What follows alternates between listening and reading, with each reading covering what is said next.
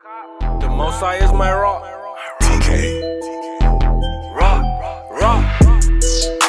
The Most High is my rock. The Most High is my rock. The Most High is my rock. In the name of Messiah, the Most High is my rock. The Most High is my rock. The Most High is my rock. Yeah. The Most High is my rock. I keep my Bible on cop. The Most High is my rock. No time for cupcake and the cutling. Hit the streets and start cutting. The Israelites are bubbling. The Israelites are coming. I don't celebrate Thanksgiving. You can keep the stuffing. It's pagan, disdain, it's vain, it's nothing. The European Union about to hit the button. And I feel sorry for you if you think the Lord is bluffing. That's why I hit the booth and I tell the truth.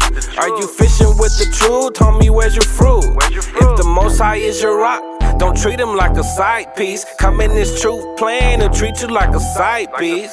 He's the God of mercy and wrath. So do you wanna fly or do you keep the Bible on cop? The Most High is my rock. TK. Rock. The Most High is my rock. The Most High is my rock. The Most High is my rock. In the name of Messiah, the Most High is my rock. The Most High is my rock. The Most High is my rock. Yeah.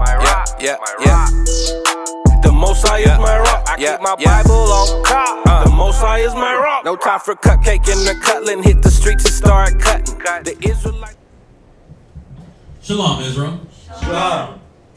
And welcome to the Israelite School of Biblical History and Practical Knowledge. We are located at 8524 South Braeswood Boulevard, and that's Houston, Texas, 77071. Our class times are Monday and Wednesday, 7 p.m. to 9 p.m., Friday, 6 p.m. to 8 p.m., and Sabbath morning class, 10 a.m. till 2 a.m. or till whenever we're finished answering questions. We also have other locations. We have another location, a newly founded school out in Virginia. If you want the information for that school's address, just hit us up, and it also should be on the screen there. Their class times are Tuesday and Thursday, 7 p.m. to 9 p.m., Friday, 7 p.m. to 9 p.m., and they also have Sabbath class, 10 a.m. to 2 p.m. We also have another location in San Antonio and Albuquerque, New Mexico. The upcoming feast days, Hanukkah starts December 19th through December 26th. Also, we have kids class. Also, during the feast days, we will not be airing class. We didn't pack up and leave. We're not gone. We're just commemorating the high holy days as the scripture commands us to do. So, if you're in the Houston metropolitan area, please come by, join us, get some feasting in, have some fun, have some laughs, get to enjoy the people of the congregation, the teachers outside the classroom environment. Also, we have a kids class. Kids classes, we have previously recorded kids classes. You can find that on ISBHPK Kids on YouTube. And also during Sabbath class, the sister does kids class in the back at 2:30 p.m. You can also check out the Blog Talk Radio with the brother Mashaba, and that's blogtalkradio.com/Mashaba. Very good classes, very insightful brothers be on there. That point of view and the angle that they come with on the scriptures, very powerful. And that's Tuesdays and Thursdays at 9:30 a.m. Also, if you'd like to get a fringe garment, headband, armband, tunic, girdle, you can contact the sisters on Facebook at Everything Israel Wear. That's one word, Everything Israel Wear. And they'll be more than happy to take care of all your righteous apparel. Also, here at the school, we're selling fringe shirts. So for those of y'all that are here in Houston, you can come on by, check out the fringe shirts that we got, and go ahead and help support the school and get your fringe garments up. Also, if you need to reach a teacher or priest, you can reach Priest Kazakia at 281-707-2737. And please text only during class. But outside of class hours, feel free to hit him up. Also, you can reach Priest Kwatazak, which is here on my left. And his number is 303-557-8979. If you'd like to email a question in, you can reach us at isbhpk@isbhpk.org.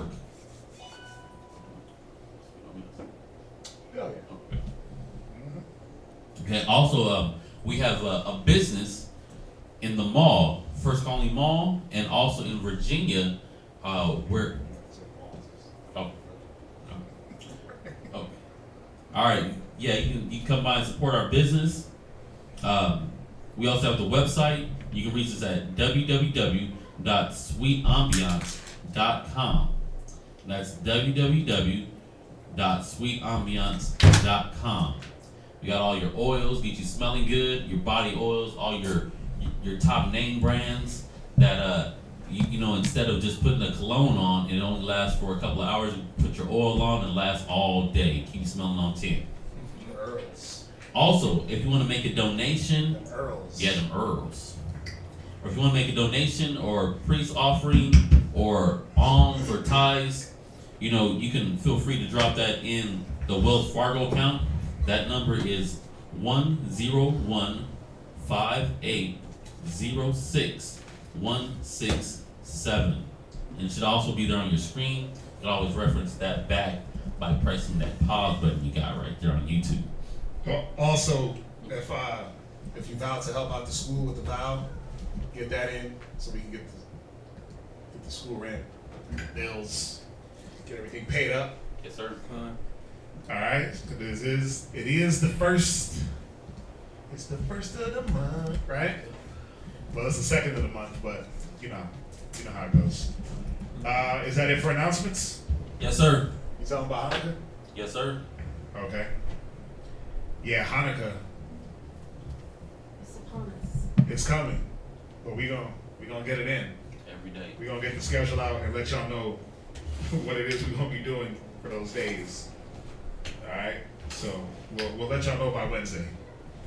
We'll let y'all know by Wednesday what's going on here in Houston for Hanukkah, and what days and what locations and things of that nature. All right. Shalom, everybody online. All right. So let's. I know y'all see the title. I know y'all see the title of the class. It's how do we take the Most High for granted? And it's wild, man. I was putting this together. Me and Kazak, we talk daily. Me and Kazaki, we talk every day. And we just talk about what's going on around us. And this topic came about through one of our conversations. And I ain't gonna lie, man, putting it together, it really,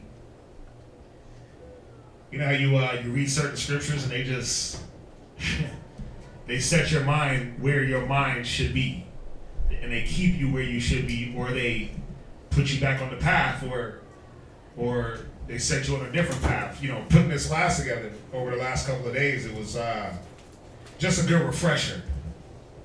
It was a good refresher for me, right?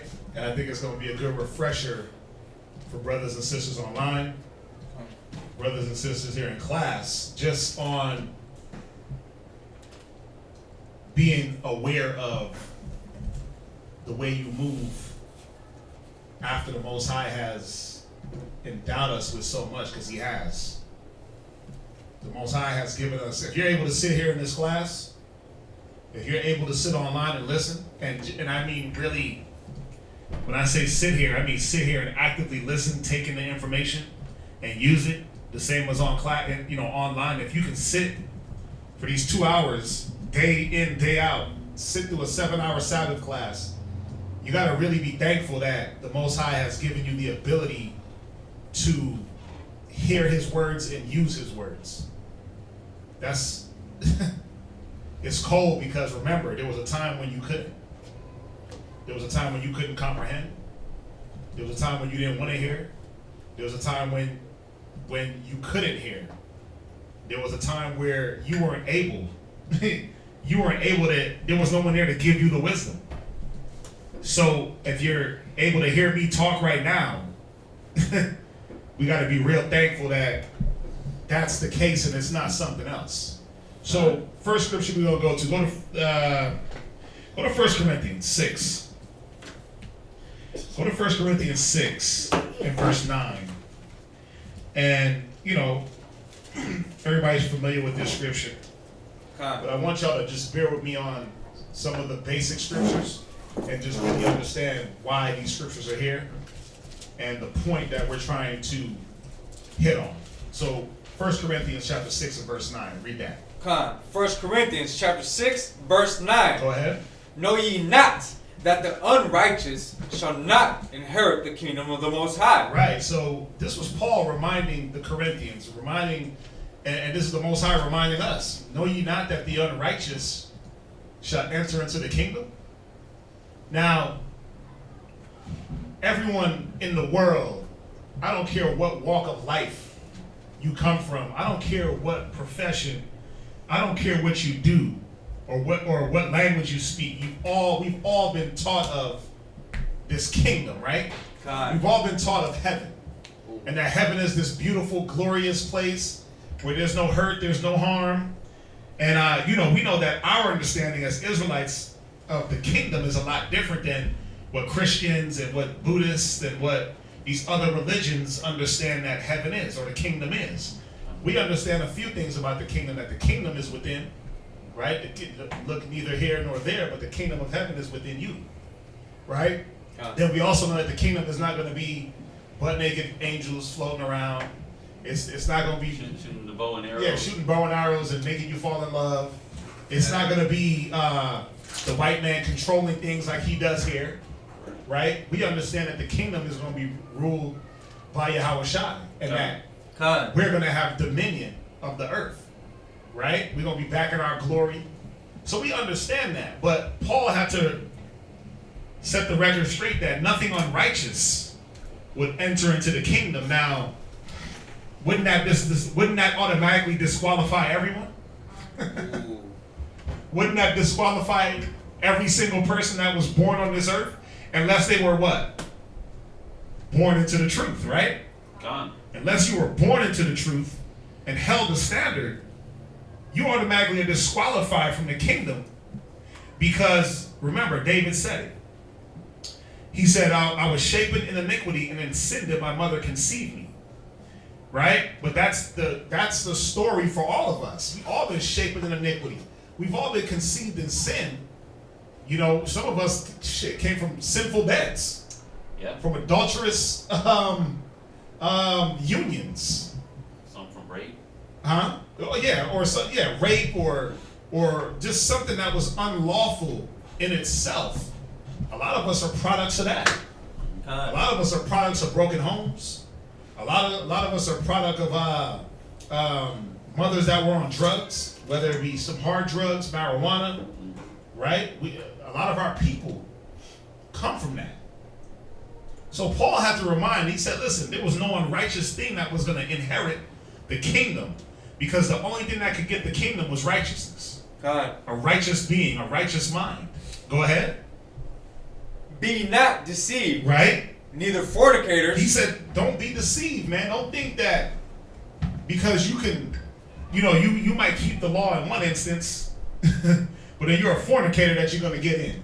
Because you got beard and fringes, or you appear to be righteous, that the kingdom is yours. So he was laying out these different type of people, right? These different type of people that carry these attributes that would not get the kingdom.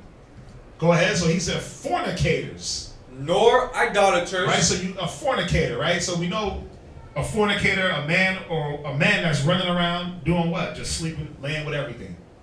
Right? Then he came back and said idolaters. Right? A man that did what? He put his material things above the Most High. Go ahead. God. Nor adulterers. Nor adulterers, right? So a man that's committing adultery with another man's wife, or a woman that's sleeping sleeping with another man behind her husband's back. Go ahead. Nor effeminate. Right. Or a man that had characteristics becoming of a woman. Read. God. Nor abusers of themselves with mankind. Right, that homosexuality spirit.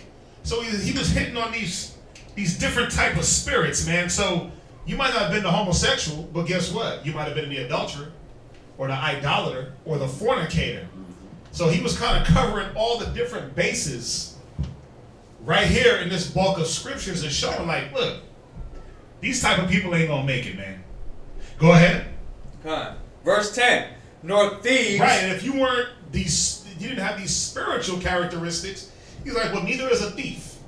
Go ahead. Nor covetous. Go ahead. Nor drunkards. See, even a man that was drunken all the time, he could do all the alms and all the, following the law he wanted.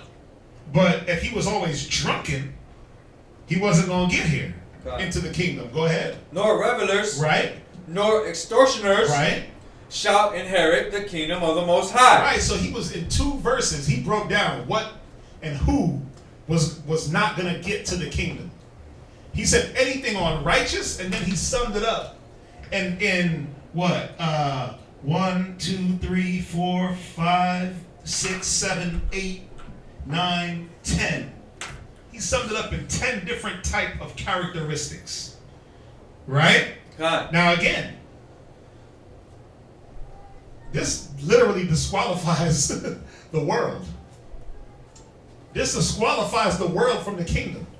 And especially, forget about the world, but let's just deal with Israel. This disqualified all of Israel from the kingdom that was not born. Let's deal with today. If you're not born into this truth, or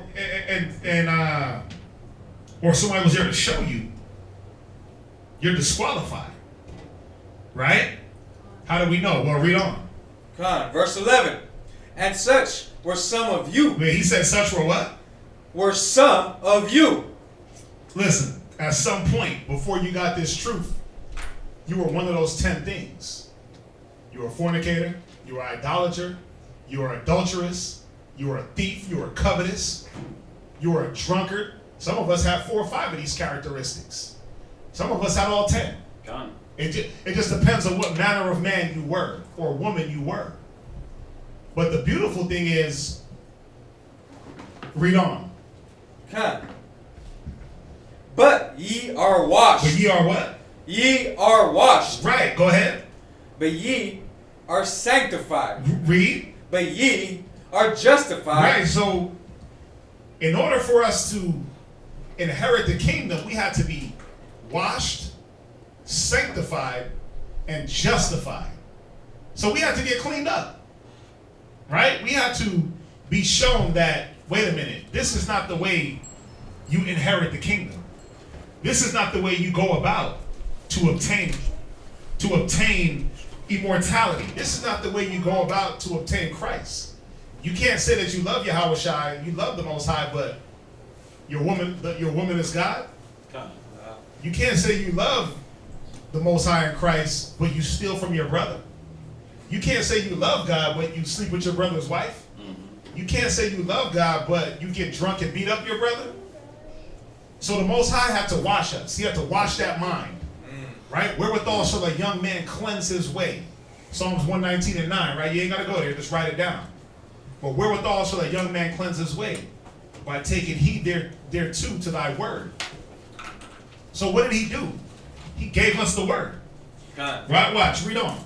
You got something that you were going to say? No, sir. Go ahead. Read on. God. But ye are justified in the name of Yahushua. Right? And by the Spirit of the Most High. Right. So he said that we were sanctified. Somebody look that word up. Sanctified. And you got to ask yourself, what is it that you were sanctified from?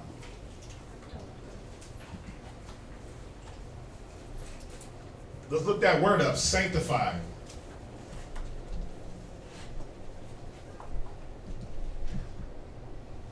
Remember, No unrighteousness shall enter into the kingdom. Sanctified. Right? What you got? Made holy. Made what? Made holy. Go ahead. Consecrated. Right? Set apart. Right. So we were washed, cleansed, and sanctified. We were set apart. Right? Go ahead. For sacred services. Right. Because without being washed and cleansed, you wouldn't be a vessel for honor. We were all vessels of dishonor. So think about just that bulk of scriptures where the Most High said, I want to give you the kingdom. Nothing unrighteous is going to get into the kingdom, but I'm going to try to make sure that you get it. Done. And this is how it's going to happen. I'm going to give you my words of wisdom, my knowledge, my understanding. That way you can get the kingdom. Not only get it, you can take it. Because it says the saints of the Most High shall take the kingdom. But before you can take anything, you got to know that it's for you. Right. So I'm going to give you the wisdom to see, like, wait a minute. The kingdom is yours. Black man, Hispanic man. Where we at? Tell them where you at. 1 Corinthians chapter 6, verse 11. So you first have to be taught that the kingdom was for the so-called blacks and Hispanics. That's first and foremost. Then you have to be taught how to operate to keep the kingdom. Done. Right? And then you have to be taught, wait a minute, I want my children to get the kingdom too. That's right. Right? Because it doesn't make any sense to get it and not know how to maintain it. Ooh. I mean, what's the use of the Most High giving us the kingdom when we haven't left off our wicked ways, when we hadn't been cleaned up, when our mind state hasn't been changed, we're not able to actually maintain it. You know, the kingdom is an everlasting kingdom, not a corruptible one. Mm-hmm. And we're not going to forever we're not going to have a forever corrupted kingdom. That's the whole reason why we got kicked out. That's the reason why we got kicked out the garden. Right. No, you're good. No, you're right. You're absolutely. I was going to say the same thing. Okay. We had it, and then what did we not know how to do? We didn't know how to maintain. We didn't know how to listen. We didn't know how to follow. Right? So, from there, go to, so sanctify. Read that one more time. So, because... Oh, the definition? Yeah, read verse 11, Ricardo, and then you're going to read the definition right after him. 1 Corinthians chapter 6, verse 11. Go ahead. And such were some of you. Yeah, you were these 10 negative attributes. You were a thief, an adulterer, an adulteress, a fornicator, covetous, drunken, right? A thief. He said, and such were some of you. Go ahead. Okay. But ye are washed. But ye are washed, right? You're washed with the word. Go ahead. But ye are sanctified. Go ahead. But ye are justified. So, sanctified. What you got? One more time. Made holy. So you were sanctified. You were made holy. Consecrated. You were consecrated. Set apart for sacred service. And you were set apart. Now, what were we sanctified from? I got a definition. What you got? It says made legitimate. Ooh. Ooh. Ooh. So, what was it that we were attached to that made us not legitimate for the Most High to give the kingdom to? What was it? Go to 1 Corinthians 12 and verse 2. Okay. 1 Corinthians chapter 12, verse 2. Go ahead. Ye know that ye were Gentiles. We were what? Gentiles. Go ahead. Carried away unto these dumb idols. We were here the scripture is coming back and repeating and showing us that you were a Gentile caught up into idolatry. See, before you got the wisdom, before you got the word, before you got the words of the kingdom, you were just carried with everything that had to do with idolatry, you ran after it. The Nike sign, I need that. The Adidas sign, I gotta have that. Gucci sign, gotta have that. Benz, Lexus, BMW sign, gotta have that.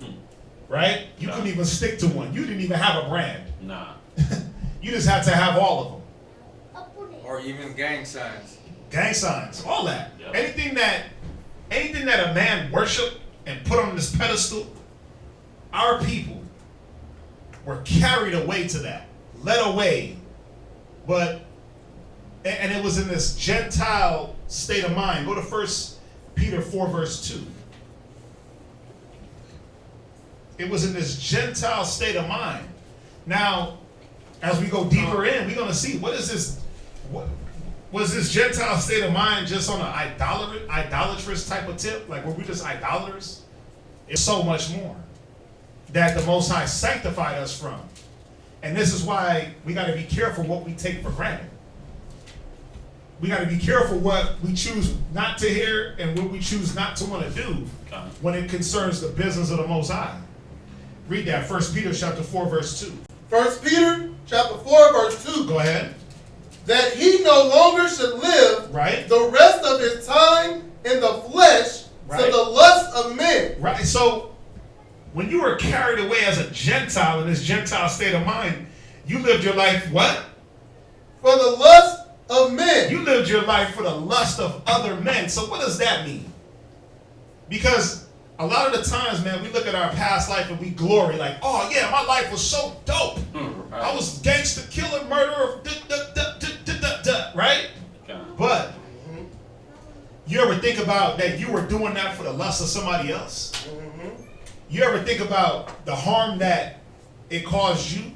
A lot of us don't. A lot of us don't look at the fact that you were being led around by some other man for his lust and what it does and what it did to you. Read it one more time. 1 Peter 4 and 2. Right? That he no longer should live the rest of his time in the flesh to the lust of men, Go ahead. but to the will of the Most High. Because before you got the words of the kingdom, you weren't living for the will of the Most High. You were literally living for the will of someone else. Some type of evil, man. Some type of negative. Some type of unrighteousness. That's why he said, know ye not. The unrighteous will not get the kingdom. God, it's crazy too because this is something a conversation I had with my little brother. I said, you're being pulled by somebody. I go, you might think that those thoughts that you think are your own thoughts and you're doing what you want to do. I said, no, you're being influenced by something else, and that's in your brain. It's a seed that they planted, and you feel like that's what you want to do. Now you're either going to be pulled to the negative or you're going to be pulled to the right, the righteous. You got to pick. And it's how they present it. It's how they make it look. Like, oh, gangbanging looks cool. God. Oh, being a thought looks cool. Oh, pole dancing looks cool. Yeah, you got power, security, money. You got money. What you want. Right? They show you the after product of gangbanging, stripping, pimping, hoeing, drugs, selling. They show you the after product, but they don't show you the in between. Oh no. They don't show you the gunfights, the jail, the diseases, the pain, the hurt, the headache. They don't show you any of that. Oh no, it's just like on social media. They show you all the highlights. Yeah. Selfie. Yeah, they show you all the Instagram stories, and it's just party. Right. Right? It's just kicking it. It's just money. It's just wealth. But they don't show you the mental torment that a lot of our people go through chasing that life, living after someone else's will. Right? Read verse 3. Verse 3. Right? For the time past of our life Come on. may suffice us to have wrought the will of the Gentiles. The will of who? Of the Gentiles. Now, it said in our past life, it might have sufficed us. It might have filled us up. It might have, what's the word I'm looking for? Suffices to satisfy. It might have satisfied us to live the will of the Gentiles, which was what? All these negatives that did not get the kingdom. Go ahead. When we walked in lasciviousness. We walked in what? Lasciviousness. See, there was a lot of lasciviousness and extraordinary type of lust. Now, again, if you're walking towards the will of somebody else, and there's all this lust around you, are you benefiting? Wow. Hell nah. But see, a lot of our people don't see it. They thought that they were benefiting from this lasciviousness. They thought they were benefiting as being thieves and murderers and idolaters and idolatrous and adulterers. We thought that we literally sat back and contemplated like, damn, I'm really doing it. So why would we have to be washed? Why would we have to be cleansed if this was the way? Go ahead, read on. lust, right? excess of wine. You see how Peter's is just reiterating Corinthians. Lust, excess of wine. What else? Reveling, Right? Go ahead. banquets, Read. banquetings, and abominable idolatries. Right, an abominable idolatry. You see how 1 Peter just reiterated 1 Corinthians 6. He said, because in your past life, this is what you did, but who are you pleasing? Well, you were doing it to please other people. You were doing it to please other men. You were doing it to please flesh. But it wasn't even your own, because when you got faded and you had and you got alcohol poisoning and everybody was pouring liquor down your throat, you know how they do them girls in the club? Yeah. When they go to the club and they just take shots right from the spout, Right. right from the bottle, you faded as hell. You get raped. Who did you please? The nigga that raped you, right? You might have got a good little feeling of drunkenness for 10 seconds, but by the time you got so faded, you were no longer inebriated or drunk. When you get pass out drunk, come on, that starts to hurt. Then a man takes advantage of you. Boom. Who did you just please? Whose will did you just live for? You live for somebody else's will, because it wasn't your will to go get raped. It wasn't your will to end up in the clinic trying to get pills for the clap. It wasn't your will to go get abortions every other day, every other month, because you were getting knocked down by this guy, knocked down by that guy, knocked down by this guy. Lasciviousness. What you got? Feeling or showing strong sexual desire of lascivious person, lascivious thoughts. Yeah, it's just a strong lust, man. Strong sexual lusts. But who are you pleasing? Who are you pleasing? Well, you weren't pleasing yourself. It wasn't pleasing you to do these things. Where you at? Go to Titus 3 verse 3. Again, man, just a reminder that we got to understand what the Most High pulled us out of. Where did you get pulled from? Well, we all got pulled from this, because ain't nobody in here was born in the truth. Nobody in this room right now, and I can almost guarantee nobody online was born into the truth. Okay. Unless Kazaki is listening. Titus. Or his kids. But nobody was born. It's not a shot at nobody. It's just a reality. So what did you have to get pulled from? You got pulled from some unrighteousness or the other, is the point. Titus 3 verse 3. Okay. Titus chapter 3 verse 3. Go ahead. For we ourselves also were sometimes foolish. Yeah, you see how he's always talking about that past? He said we were sometimes foolish. This is Paul talking, man. This was Paul talking, right? He said we were sometimes foolish. How? Go ahead. Disobedient. We were what? Disobedient. So if you weren't idolatrous, adulterous, murdering, stealing, if you weren't covetous, then you were disobedient at some point. You see how there was no escape like your life? It wasn't some glory life. It wasn't all a bed of roses. It wasn't all peachy king. It says you were disobedient. Go ahead. Okay. Deceived. You were what? Deceived. And you were deceived because how? Your whole life, your parents told you that, oh, let's do Christmas. Oh, Thanksgiving. It's just a time we get together for family. Right? But they lied to you and told you a fat white man fell down the chimney and brought gifts to all the good little boys and girls. They lied to you and told you that Easter bunnies lay eggs. So if you weren't disobedient, you were deceived. You were deceived. Oh, let's celebrate your birthday. Right? Oh, the black woman is God. You happy wife, happy life. I can go through all the deceptions. Oh, you're a white man, you're a Chicano, a Mexican, right? You a black man. You were deceived on every single level on the totem pole by everyone. Everyone that came into encounter with you was there to do what? Lie to you, to keep the lies going. So if you weren't disobedient, you were deceived. Go ahead.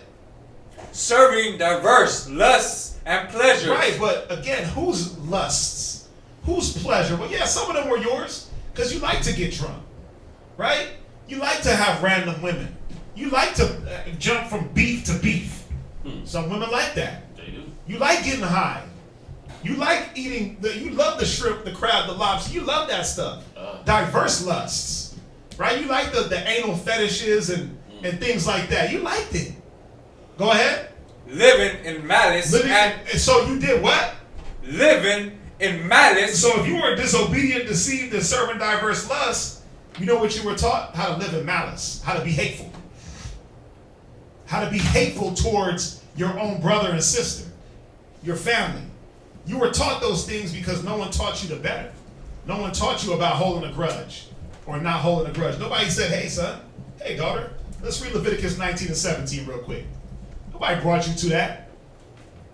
No one brought you to that. So in actuality, the kingdom was never going to be yours. The kingdom was, you were born damn near for destruction, man. Go ahead. Living in malice and envy. Right. Hateful. Read. And hating one another. Yeah, these are the things that, before the knowledge, these are the things that we had in us, man. These are, and this is just some of them. I ain't done yet. But these are some of the things that we carry on a day-to-day basis, year to year, month to month, hour to hour, minute to minute. You were just angry and hateful, envious, covetous, adulterous. You had adulterous thoughts. Every time you seen some woman, you just, what? How can I hit that and split that? That was all that was on your mind. From there, go to Ephesians 2 and 2. And I'm going through these block of scriptures, man, just to show that, again, the Most High has brought us and washed us from a lot of filth. God. He brought us and washed us from a lot of filth. And what do they say? How easily you forget? Oh, yeah. Ephesians chapter 3. Like I said, man, putting this class together, it was a good eye-opener and reminder. Ephesians chapter 2 and verse 2. Come on, Ephesians chapter 2, verse 2. Wherein, in time past, you walked according to the course of this world. See, that's because that's what our minds were set on. The course of this world. So what is the course of this world? Well, you go to school, you get an education, right? An education. Now you don't get educated, you get an education. So you get some half-ass teaching, right? Then after you graduate college, you're supposed to get a spectacular job in your field. That never happens, right? So what happens? You got pregnant in high school, right? You got somebody pregnant in high school, right? He left you, now you're a single mom. Or he stayed with you and y'all just struggle through life. Or what did he have to do though? So for y'all to not struggle. He said, you know what? I'm gonna go sell these rocks. Right? He shook them up like dice. He had them rocks. He had them rocks in his pocket. He was ready. He was on the block. Because he had to provide for his family. Because the course of this world, what you got? I would say even if he was blue collar worker, he had to go work all day and be away from the family. Yeah. Yeah, and I didn't get to that part yet. I was given one. Okay. Well, I would definitely get there. Oh yeah, because you're absolutely right. But I gotta make it. I gotta make it for me and my family. But I don't have an education. Mm-hmm. I don't have the skills and the requirements to go do a trade. So how else am I gonna make it? Well, I can't. What did Biggie say? Either you selling crack rock or you got a wicked jump shot. Yeah. And my jump shot's trash. My crossover, I can't hold on to the ball. So I'm slanging crack rock, and that's gonna be my life. That's gonna be my life until what? I get killed or arrested. And even when I get arrested a few times, no, I don't have nothing else. I don't have no other way of making it. So what do? I just keep going until I get arrested. Get out, go again until I get arrested. Get out. But who suffers? Who suffers that fate? Because you got children and a wife, right? Your wife ain't into selling drugs. She's trying to go work a job and tell you not to sell drugs. But she got to suffer every time. The kids got to suffer with you not being there every time. So that's one route.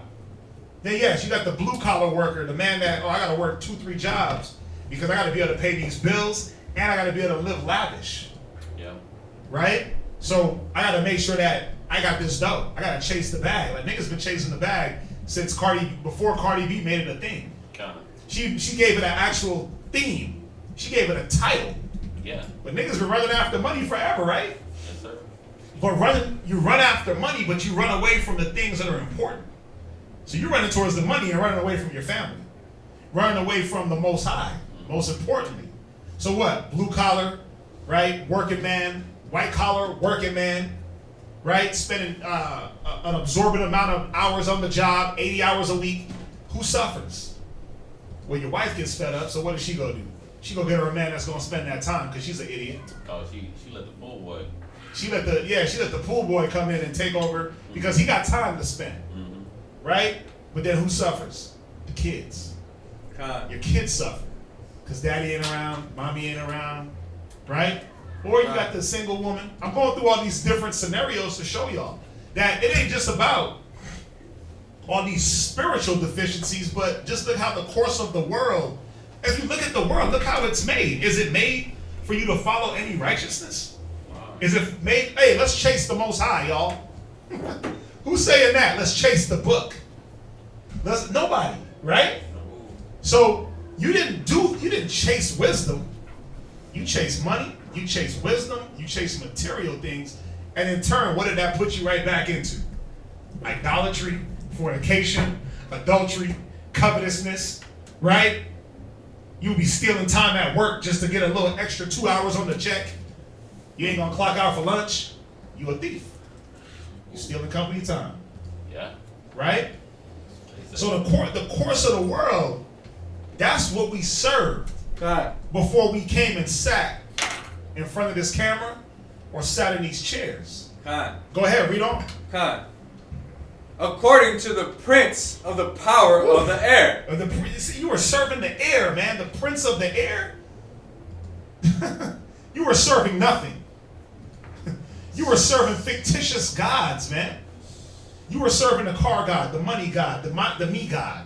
The wife is the black woman is God, right? The pork god, the sports god.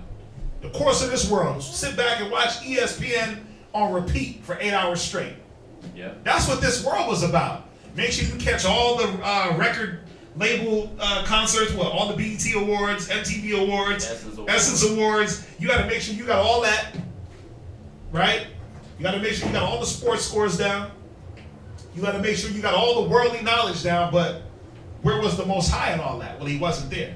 So, where are we again? Tell them where you at. Ephesians chapter 2, verse 2. Go ahead, read it again. God. Ephesians chapter 2, verse 2. Where in time past you walked according to the course of this world. And remember, this was our past life. That's the beautiful thing about it. This was our past life. This was our past, right? I know some of this was my past. Yeah. I'm not exempt. That's why I'm like, man, this is an eye-opener. Go ahead, read on. God.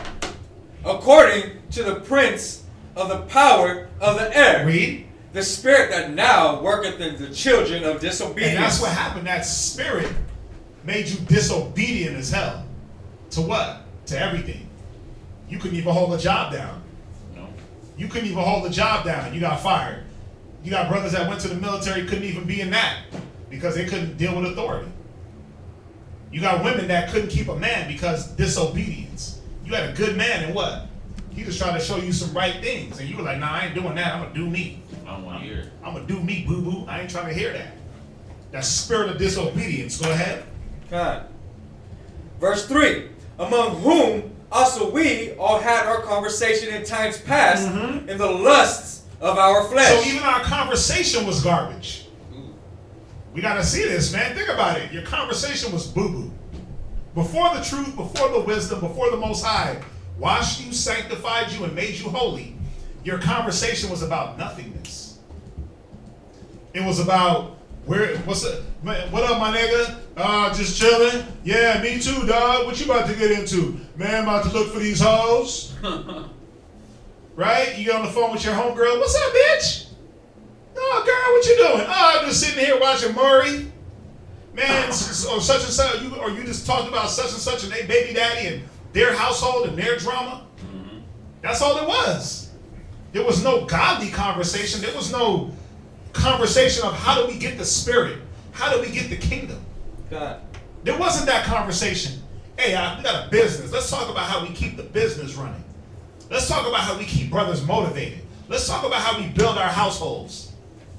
You weren't sitting back with your female cousins talking about how do we get these garments made. Right. How do I please my husband? God. You were talking about, damn, how do I get somebody else's husband? Ooh. How do I get somebody else's girl? Ooh. That's what you were on. Again, hands up, don't shoot. I was there too. Read on. God. Fulfilling the desires of the flesh and of the mind. And that's all it was, man, was how do I fulfill my desire? How do I get high today? How do I get how do I not be hungry today in all aspects of life? How do I fulfill the desire to look important? How do I fulfill the desire to be noticed? How do I fulfill these desires? Well, let me put an ass shot up on Instagram. Now everybody's gonna give me likes. Well, let me go kill myself trying to pay for a vehicle I can't afford. Now everybody's gonna be like, damn, look at him, he riding. They see me rolling. They hate it. How do I fulfill the desire to feel like everybody's hating on me because I got something? Because that's what niggas be on, right? The whole like thing, the psychology of that is sickening. If someone posts something, vainglory, very vainglory, they post something and they don't get a like within X amount of minutes or hours, they're like crushed. They're like constantly checking, saying, "Oh, no one's liked it yet. No one's liked it yet," and then they'll take down the picture because nobody liked it.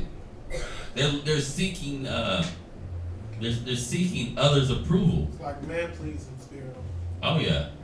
It's a spirit of needing to be appeased. Yeah, that's by man. Again, it said you lived, right? It said that you lived. Watch. That he no longer should live the rest of his time in the flesh to the lust of men. But that's what you did when you put up the little booty shot of you on Instagram or Facebook. You were living to the lust of other people to appease your lust. When you was on the gram with your shirt off, waiting for them chicks to get likes or jumping in everybody's DMs, you was living according to what everybody else wanted, just to get what you wanted. It's sad, but the thing was, you didn't know what you wanted. You didn't even know what you was going through and what you were dealing with. Read on. God. Fulfilling the desires of flesh and of the mind, and were by the nature the children of wrath. You were by nature the what? The children of wrath. You see that? By nature we were made the children of. That's what you were born into. Ooh. Wrathful, disrespectful, disgruntled, contentious situations. The children of wrath. Though, if you're the children of wrath, what were your parents? Ooh. Oh my God, what were you born from? You were born from hate. Like I said, a lot of us came from adulterous situations. A lot of us came from rape situations, drug-infested situations. Right? A lot of y'all, if you could drug your parents and ask them, was I a mistake? They'd say, yeah. If you could hit them with the truth serum, they'd tell you that you were a mistake. I didn't want you. Even when I found out I was having you, I didn't want you. But my conscience was compelled to keep you. Everybody told me it was going to be all right. But deep down, they was ready to do what? I got one word. Plan B. Abortion clinic. Right? I had someone tell me that she was keeping the kid just so she could make him pay child support. Or that. You were just a meal ticket.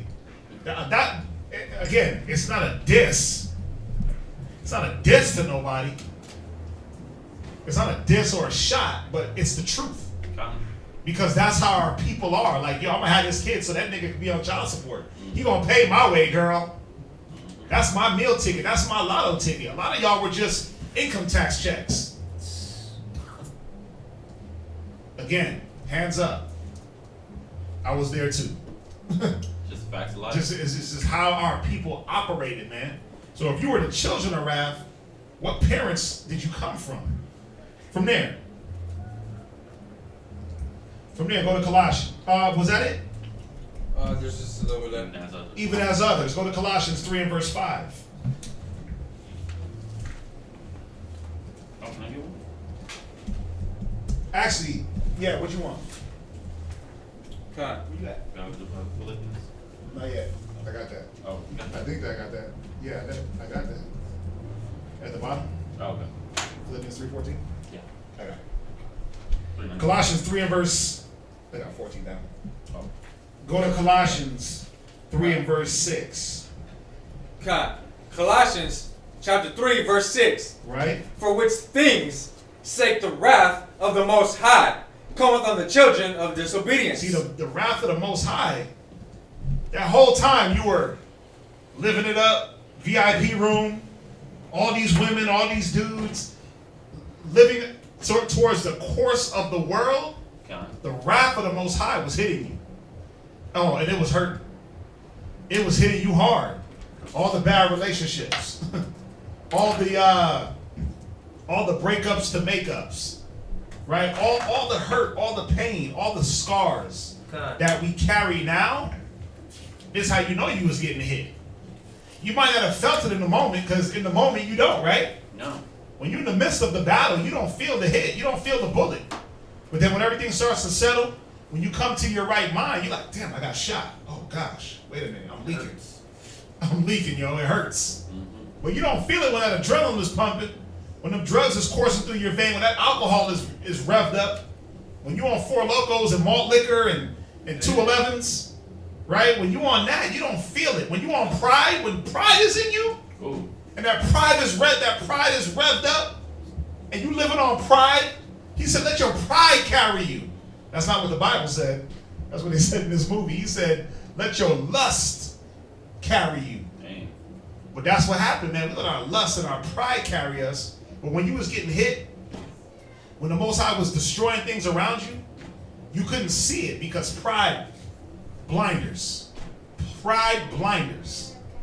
So what do you have? Broken relationships. Contentious relationships. You got a destroyed spirit. You got a negative outlook. These are all the things that came on the children of disobedience, man. Which was us. All of us sitting in this room. Con. This is the only people I'm talking to. It's y'all on camera and us in the room. Con. Again, like I said when I first started, if you got the ability to sit here and listen day in, day out, 7-hour Sabbath classes, 2 hours a night here, 2 hours a night, VA, then this is for you. I'm talking to you. I'm talking to us. I'm talking to him. Right? Read on. Con. Verse 7. Right? In the which ye also walked sometime Right? when ye lived in them. You did what? When you also walked sometime when you lived in them. And what was it that you lived in? Well, you lived in your pride. You lived in your hate. You lived in your envy, your malice, your adultery. You lived in adultery. You lived for it. You lived to get high. Wake and bake, my nigga. Wake and bake. You lived for the bottle. The bumpy knuckles, right? That bottle of gin. They called it bumpy knuckles because the bottle was bumpy. Oh. You live for that, man. You live for the party life. The rock star life. You live for the adventure. You live for the gangbang. You live for the being able to be a nigga take you out to shopping and you give them some buns. You live for that. Some of y'all chicks, man, some of you women, your past life was filthy. Mm-hmm. You lived to be a thought and a trick because you didn't know no other way. You didn't know no other way. And even then, if you wasn't doing all that, you just lived to work the white man's job, build his economy, and be his slave. Con. Because it ain't always got to be something super negative. We look at, the past life, well, I didn't do drugs, I wasn't a hoe, I was a virgin. I didn't do this, I didn't do that, but did you promote the Most High in Christ? Did you know your nationality, or did you build the white man's economy? Right. So either way, there's no escaping. Go ahead. Verse 8. But now ye also put off all these. Right? Anger, Right. wrath, Right? malice. Because that's what you were. You were an angry black man. You didn't know why, though. You was an angry nigga. Right? And every time somebody, your wife, she said something to you, would lash out. Leave me alone. Anger. What else? Blasphemy. You said wrath. You were wrathful. Always looking for revenge. God. Malice, you were malicious with it too. Ooh. What else? Blasphemy. Man, I hate God. God don't like me. I don't like him. God. Because you were blasphemous. And it was out of ignorance. Like Paul. Paul said he was blasphemous. But he did it out of ignorance. But we did a lot of things out of ignorance. You blasphemed the Most High out of ignorance. Go ahead. God. Filthy communication. The communication was filthy, man. It was filthy in your relationship. It was filthy with you and your parents, you and your wife, you and your husband, you and your family, you and friends, co-workers. It was filthy. You didn't know how to communicate the proper way. Again, I'm guilty of that one. I'm definitely guilty of the filthy communication. I had the sailor's mouth, right? I had the mouth of a truck driver. Filthy communication. What else? Filthy communication out of your mouth. Read. Verse 9. Lie not one to another. And some of us were just straight out liars. Some of us were just straight out liars, man. That's all we did. We were habitual. We were situational. What's the difference? You got habitual liars. You got I went through a whole lying class. When you were a habitual liar, man, it was part of your DNA to lie. You lied to yourself. You lied to yourself about who you really were and what you were really capable of. And you lied to others. You pushed that lie. From there, go to Colossians 1:21. I got those three. What you got? You got pathological liars, Pathological, right? compulsive liars, Compulsive and sociopathic and liars. sociopathic liars, man. You are compulsive, pathological, or sociopathic. Sociopathic. Right? You are one of those liars, man. Because that's the only way you knew how to get by and get out of situations. You weren't about telling the truth. Colossians 1:21. Colossians chapter 1 verse 21. And you that were sometime alienated Now, remember, what made us alienated? Wasn't it not all these characteristics? Wasn't it not all these things that were negative that did not inherit the kingdom? John. He said you were sometimes what? and you that were sometimes alienated and enemies in your mind by wicked works. You see that? The wicked works is what alienated us from the Most High in Christ. The wickedness in us. The wicked works, the wicked thoughts, the evil thought process, the skewed outlook. No purity in our thoughts, right? He said he alienated us. Go ahead. Yet now hath he reconciled. But now he has what? Reconciled. But now he's reconciled us. Somebody look that definition up.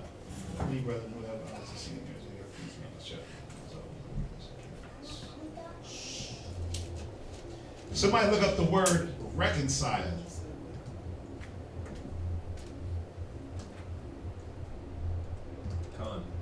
What you got? Reconcile, restore friendly relations between. He said restore. So now we've been restored to friendly relations. Because before it wasn't so friendly. You messed up, the Most High whooped you. You messed up, you did drugs, you got high, the Most High whooped you. Threw you in jail, got you beat up, got you jumped, got your stash taken. Before, the relations between us and the Most High were not friendly at all. So he's reconciled us. Go ahead. What else? What else you got for reconcile? Is that it? Yeah, that was it. I got one. It says brought into friendship from a state of disagreement or enmity. Made consistent. Adjusted.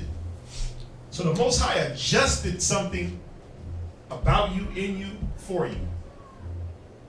What did he adjust?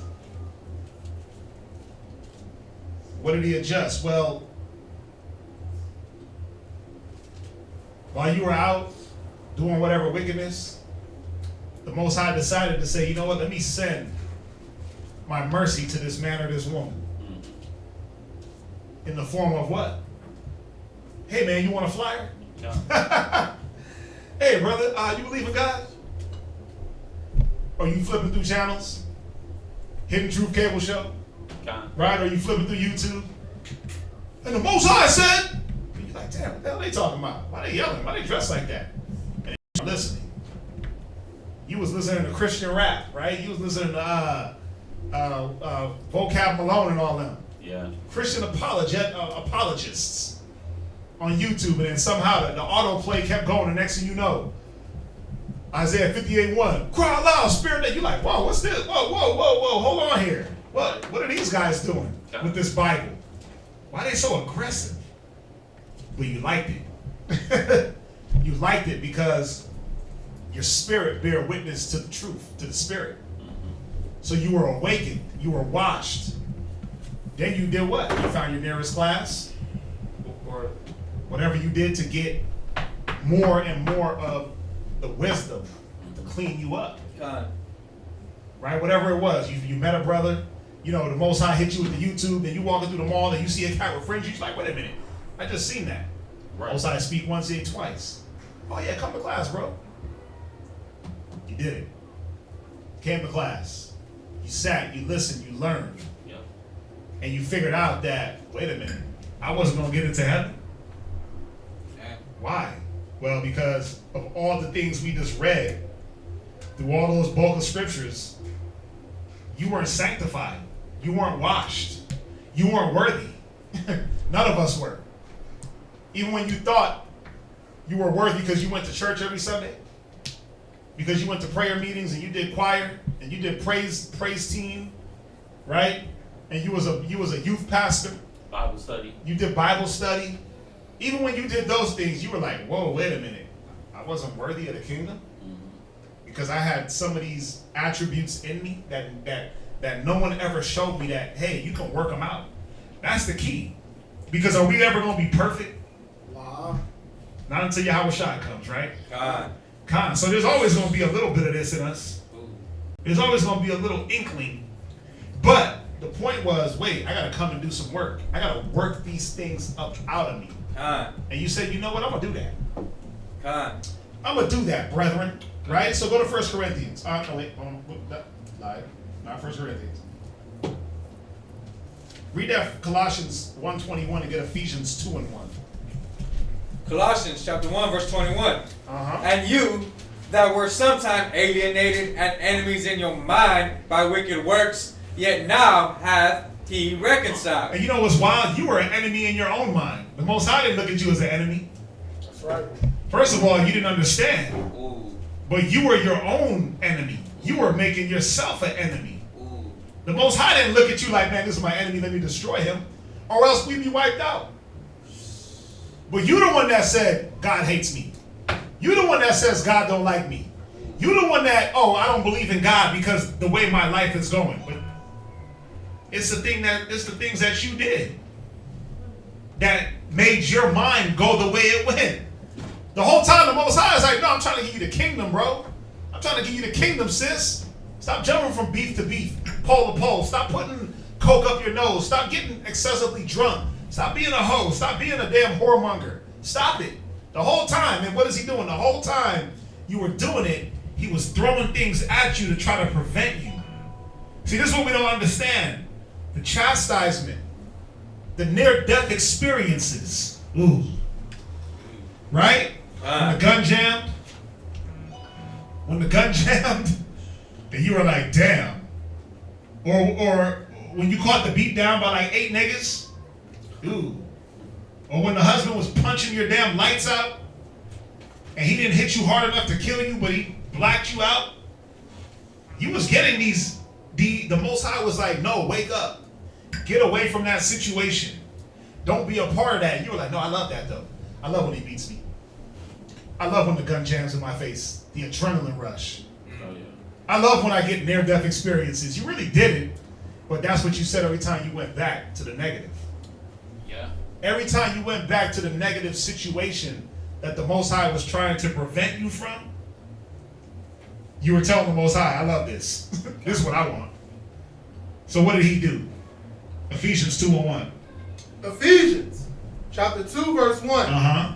And you have he quickened it. He did what? Quickened it. Yeah, the Most High quickened you, man. With his word, with his wisdom. He quickened all of us. To a point where you could actually say, you know what? Damn, homie. I was living like that? I was that much of a beast. I was that much of an animal. Yeah. I look back at me and I'm like, yo, I was a brute beast, animal, niggard. Like David said, huh? I was a beast before the Most High and before man.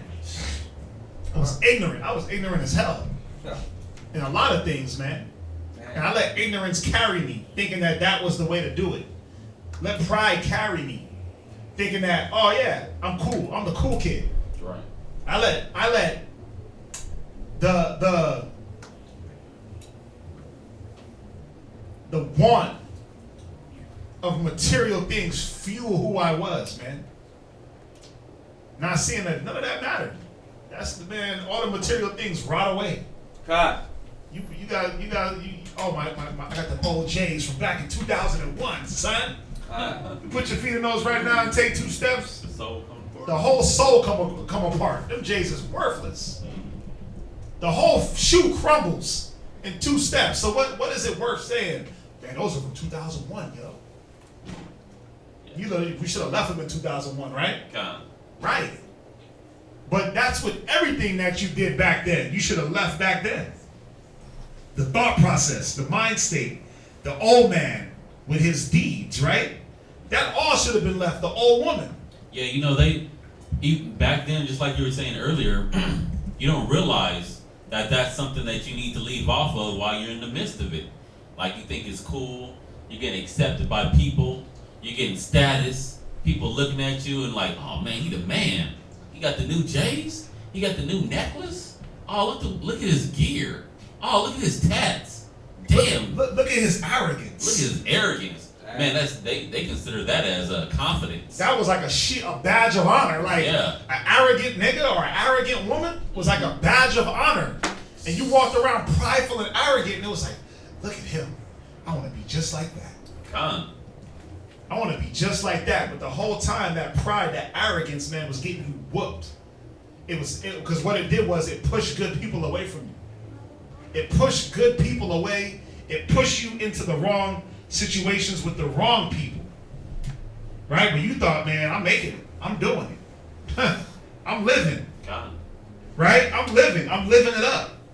Again, everybody put your guns on safety. Don't shoot. I was there too. We'll keep saying that. Read Ephesians 2 and verse 1 one more time. God, Ephesians chapter 2, verse 1. Go ahead. And you hath he quickened. Right? Who were dead in trespasses and sins. No, you were alive. Were dead in trespasses and sins. No, you were living your best life. Were dead in trespasses. You were in death, man. God. You were in death as the old man. The old man was created to die. God. He wasn't created to do nothing but be destroyed. God. Go from there. Go to Romans 6:18. But see, a prideful mind, he don't see that. A prideful man, a prideful woman, you don't see that the old man wasn't beneficial. But that's why the Bible, Colossians 3:23 says, put off the old man and his deeds. Because the way he did things, the way he thought about things, his outlook on things was all destructive. Whether it be man or woman. And all you did was, as a man, you know, they always say, oh, he had the gift of gab. Right? He could talk. He could sell ice to an Eskimo. Right. But really, what did that mean? That you could destroy people's lives. That's what that meant. That's all that meant. Like, he wasn't like the nigga that was dropping wisdom on nobody. He was talking chicks out their drawers, getting them pregnant, giving them herpes, giving them diseases, destroying their lives, breaking their hearts, right? Getting them to pay stuff for you, telling them one thing and doing the other. If you was a woman on the other end, all you doing was a tricking niggas, man. Getting them to pay for stuff for you. You see how it's the same? You get them to pay for stuff for you, take you to the movies, pay your rent, promise you gonna give them some, tease them a little bit. Well, you didn't build nothing. Oh, he got the gift of gab. Oh, she's a heartbreaker. That's not a title to uphold. No. You weren't the gift of gab with wisdom and knowledge and understanding.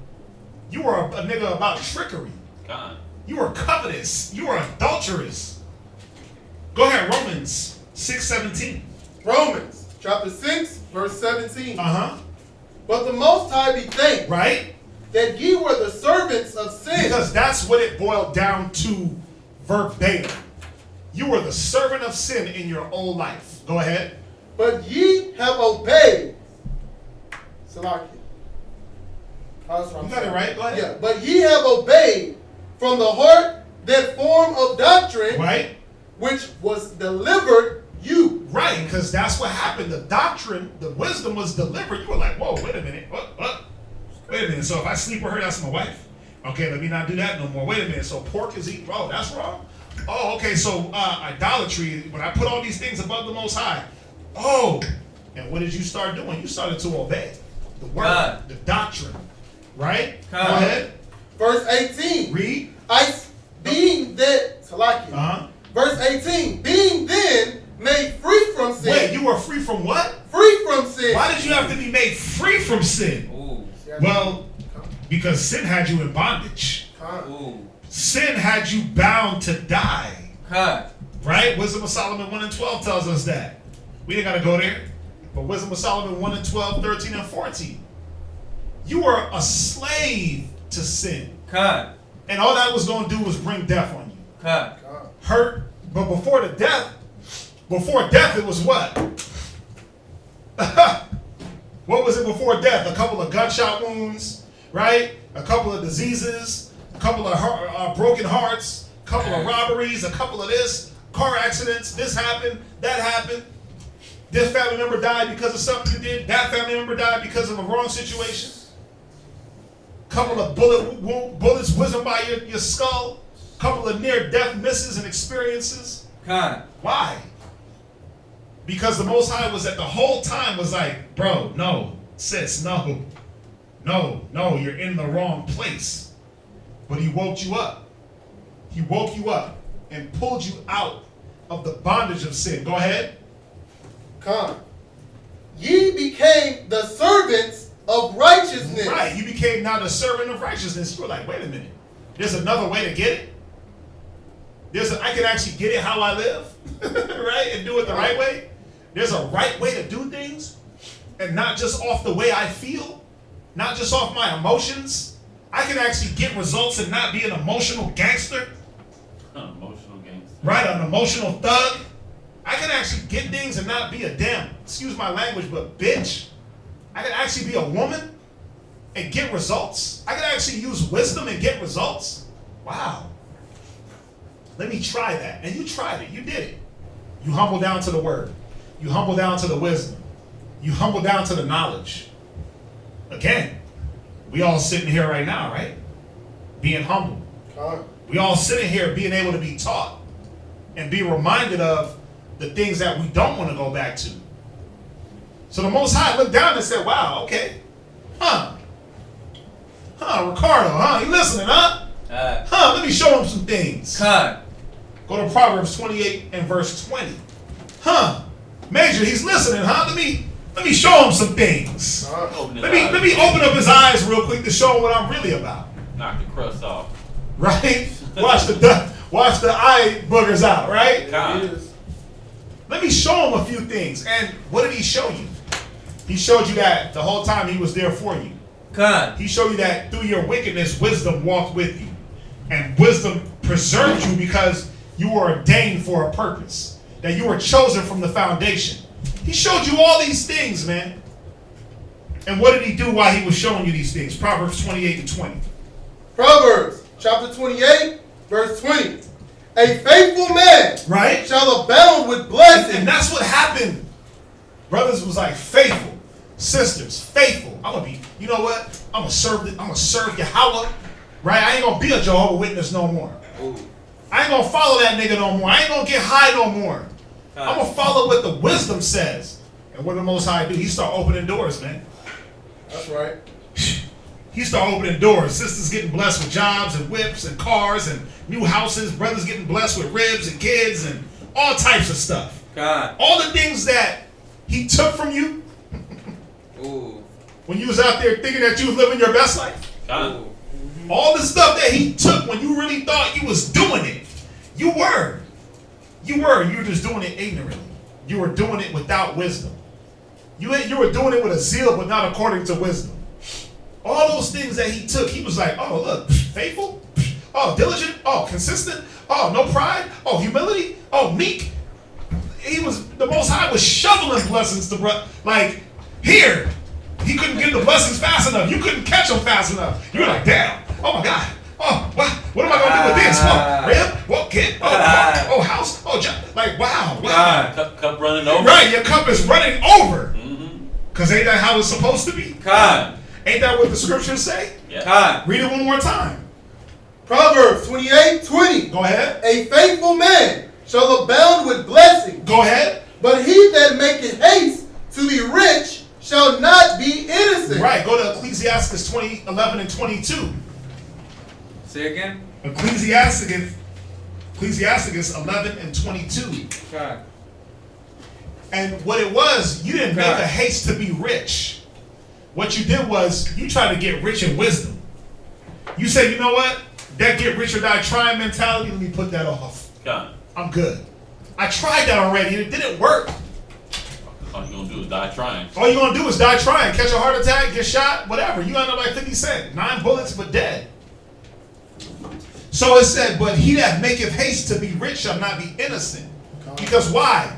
When you tried to make haste to get rich, you were covetous, you were envious, you are idolatrous, you are adulterous. You have to commit so many trespasses in the haste to be rich. That's what the Most High woke you up and showed you that, wait a minute, let me make you rich. Just be faithful and I got you. Ecclesiastes 11 verse 22. Ecclesiasticus chapter 11 verse 22. Go ahead. The blessing of the Lord is in the reward of the godly. Yeah, and then he started blessing you, man. He said the blessing of the Lord is the reward of the godly. Why? Because you start doing godly things. You start maintaining your household according to wisdom. As a wife, you start building your house and not plucking it down with your wickedness and with the wrong moves. You start counseling. You start asking questions. You start trying to figure out, how do I make things work according to the godliness of the Most High? Go ahead. And suddenly he maketh his blessing flourish. He made it his what? His blessing flourish. And your blessings flourish, man. Everything start flourishing. You start having the kids start getting raised up. They start reading in class. Yep. Right? They start wanting to be, Dad, where's my fringes? Dad, where's my headband? They want to dress the part. They want to be everywhere where you at. Your rib, she's in order. Ooh. Right? She listening. Ooh. Yes, me Lord. Ooh. Like, damn, me Lord. Where'd that come from? Because 5 years ago, she was like, what you want, nigga? What you want? What the hell you want? Why you bothering me? But now she's, yes, me Lord. Ooh. At your service. Meek, humble, Meek, chaste. humble, chaste, ready to give herself to the body. Delicioso. Huh? Delicioso. Delicioso. Yes, sir. Delicioso. Right? She was ready, though. She's ready. Willing mind, willing spirit. Where do you need me, my Lord? At your service, me Lord. Ooh. At your command. She calling you sir? Like, damn, sir. But 5 years ago, you was nigga. You was boy. You was baby daddy. Ooh, I hate that term. God. Yeah. You was baby daddy. But now you me Lord. Now you're her man. Now you're her man. Before you were just Sancho man. You was Sancho man, but now you're her man. Why? Because your faithfulness, the level of godliness that you carry, it changed her spirit. Right? When you do what's pleasing in the eyes of the Most High, even your enemies will be at peace. Go to Jeremiah 29 and verse 5. This is becoming my favorite scripture right now. This Jeremiah, the 29th chapter, is just one of my favorites. But this is what happened, man. Jeremiah 29 and verse 5. Read it. Get whoever got it. Jeremiah chapter 29 verse 5. Go ahead. Build ye houses and dwell in them. Go ahead. And plant gardens. Read. And eat the fruit of them. I mean, listen, the Bible is telling us to do it. And you were like, wait a minute, but the Bible says, oh, that's what I'm going to do. I'm going to build me a house. I'm going to get me a rib. I'm going to get me some kids. I'm going to build it. Because How else are we going to build a kingdom? With our families. Right? Go ahead. Verse 6. Take ye wives. Right, wait. It says take ye wives. Like, oh, I got more than one? Oh, damn. Well, I dealt with this one for a good enough amount of time. She's in there. The Most High bless you with another one. Damn, no problem, no contention, no fights, no nothing. Let me keep on moving. Read on. And beget sons and daughters. You beget, and that's what you did, man. You had sons, you had daughters. That's what Israel did. Go ahead. And take wives for your sons. Come on. And give your daughters to husbands. God. That they may bear sons and daughters. Go ahead. That ye may be increased there and not diminished. Go ahead, verse 7. God. And seek the peace of the city, whither I have caused you to be carried away captive. He said, man, seek the peace. And that's what you look for. You look for peace. You look for sovereignty. But the peace was in the wisdom. God. Because that's the only time we're going to get peace in this damn captivity. Ooh. The peace is in the wisdom. Knowing how to maneuver in this filth. Go ahead. And pray unto the Most High for it. Do what? Pray unto the Most High for it. Uh-huh. For in the peace thereof shall ye have peace. Right. So these were the blessings, man. You got the rib, you got the kids. Everything was going good. Right? Because you left off that old life. Because you became faithful to the Most High. God. Then what happens? Ooh, flourish the blessings if we're faithful. Go to Jeremiah 22 and verse 21. Now, this is what happens to some. God. Not all. Jeremiah 22:21. Jeremiah chapter 22, verse 21. I spake unto thee in thy prosperity. Because when you prospered, the Most High was still dealing with you. He was showing you, I'm here with you. Ooh. I'm here for you. Just keep following me and you'll prosper. Go ahead. But thou saidst, I will not hear. I will not what? I will not hear. Why? Because that prosperity got so great. That prosperity, the blessings flourished so much. You say, you know what? I don't got to hear nothing no more.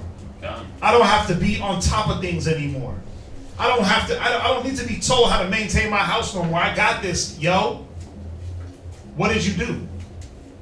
What did you do? Let's read on. Think about it. Read on. This hath been thy manner from thy youth. Come on. That thou obeyedest not my voice. Go to Ecclesiastes 11 and 25. I'm trying to paint this picture for y'all God. of how we take the Most High for granted, man. How we take what Yahweh Shai did for granted, and that there's nothing wrong with blessings. Those are going to come automatic. Y'all know that, right? That blessings come automatically. I mean, you as soon as you flip your mind into Israelite mode, you start getting blessed. That's a blessing. As soon as you say, you know what, I'm not an American no more, you blessed. You blessed. That's right. Oh, you know, it's really like this. For all those who buy those scratch off tickets or buy those lottery tickets, and you hoping to win the lottery, bro. Once you find out you're an Israelite, it's hard. What is that? I think that's someone's beat. Oh, I thought that was Christ. Yeah, it's hard. Yeah. Wish. Go ahead. But when you find out you're an Israelite, and that the Most High chose you above all people upon the face of the earth, come on now, you got the kingdom. That's better than winning the lottery. That's better than having the riches of this world. That's better than any scratch off. Any scratch off, any lottery ticket, it trumps all things. So, just like he said, as soon as you get that, it's like, dang, I got it. Why am I trying to get it? Because I got it. I need to just go ahead and get this. What's up? I like how you're saying that. Earlier, my rib and I, we watched this new trailer for another Adam Sandler movie, right? Adam Sandler being a fake Jew and whatnot. Oh, yeah. And like just understanding the concept and the fact that people who are gaining in the world right now, this is their kingdom. So with you saying like when the Most High come back, it's gonna be better than anything. Oh man, that's exciting. Because even these blessings ain't nothing. Fine. Listen, I mean, if you count having kids and a vehicle and things like that as blessings, they are. But I mean, is that it? No, it's not it. We're gonna have vehicles in the kingdom and children in the kingdom. It's greater. So if I can have it in the kingdom, what else is there that, like he said, my Father's house there's many mansions. He said there's things that we don't even know what's bound for us in the kingdom. There's blessings that we don't even know, we haven't even considered. Ooh. So if I got cars and kids and houses here and clothes, and I'm gonna get that in the kingdom, you mean to tell me that there's something better? Hell yeah. Hell yeah, there's something better. But the point is, going back to the class, read it one more time. Jeremiah. Jeremiah, which one? What was it, 21? 21? Yeah. Jeremiah 22, verse 21. I spake unto thee in thy prosperity, Right? but thou saidest, I would not hear. This hath been thy manner from thy youth, Right? that thou obeyest not my voice. Yeah, man, you stopped obeying. You stopped obeying the Most High because you forgot what he took you from. Right. You forgot about the crackhead situation. You forgot about the drug dealing situation. Now you sitting up, when he said go get you a wife, get you a husband, get you a child, you weren't going to get a crackhead wife, right? You was getting an Israelite wife. You was getting a woman that agreed in the same mind and judgment as you. God. When he pulled you from the crack situation, when your husband was selling drugs, the old man was selling drugs, the old dude you was with was slanging weight, and then he pulled you to this new situation, and he gave you a man that was about wisdom, knowledge, and understanding. He gave you a husband that was going to guide you, guide your family, guide your children. He gave you that, but what happened? You got blessing, and you forgot that you forgot that you came from crack. You forgot that you was prideful as hell. You forgot you came from gangs. You forgot you almost got killed a few times. You forgot that you almost overdosed a few times. You forgot that you were nothing. Oh, nobody wants to admit that one. Nope. That you really wasn't shit. Excuse my language. weren't. But you weren't. Everybody was somebody. That's the problem. Like, oh no, I was going to go to college, and I was going to play football, NFL, and I was going to get drafted first round. No, you weren't. That's hoop dreams. Stop lying. Lie not one to another. Ooh. Put off the old man. But see, you lied. You lied to you and yourself. So you thought, yeah, I was going to go to the NBA, dog. I was that good. You never played ball in your life, but you was that good. You was going to be a singer. You was going to be on the next top model. You was going to be on America's Got Talent. You was going to be something, and then all of a sudden, you got pulled into the truth. Why? Because you really wasn't nothing. You really, and even if you had the capability to go be the NFL, go be a pop star, this star, you still wasn't nothing. Because they're nothing. They're nobodies. No. They're nobodies. I don't care. You could sit down. Who's the most popular athlete today? LeBron? I tell him to shut his ass up and sit down and learn. God. I don't care. Because he don't know his nationality. So what good is he? What good is a LeBron? What good is him having all that money if he ain't got no wisdom and knowledge? Where if he make the wrong move, he's one white girl away from being broke. Come on, man. He's not even using. He's not even using to serve the purpose of the Most High. He's using to fulfill his own lust. But LeBron James, all these athletes, they're one white woman away. They're one night stand away from being on trial for sodomy like Kobe. You one drunken night away, man. Come on. So what good is a LeBron James or what other famous person? What? I don't know. Eddie Murphy. Yeah, he can sit his ass down and learn too. Stop dealing with trannies. You know what I'm saying? Stop dealing with trannies. He's one tranny away from just AIDS. But the point is, all of that don't matter. All of that don't matter.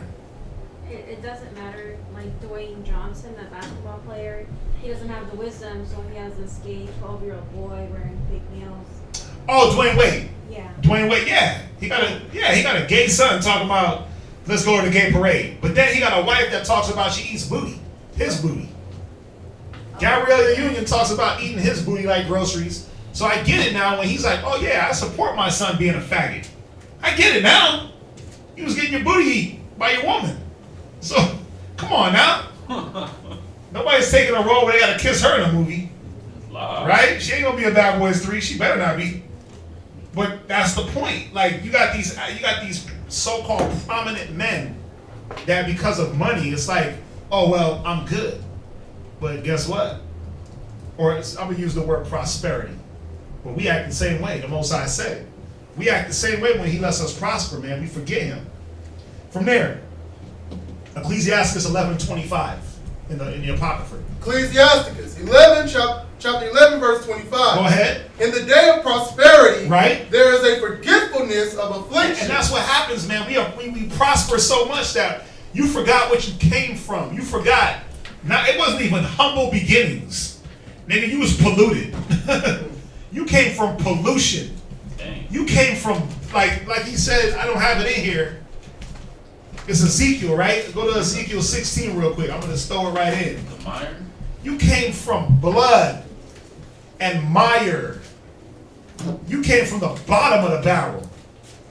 I'm in there too, so I'm not just preaching to the choir. Me too. I came from nothing. I came from nothing. It's Ezekiel 16.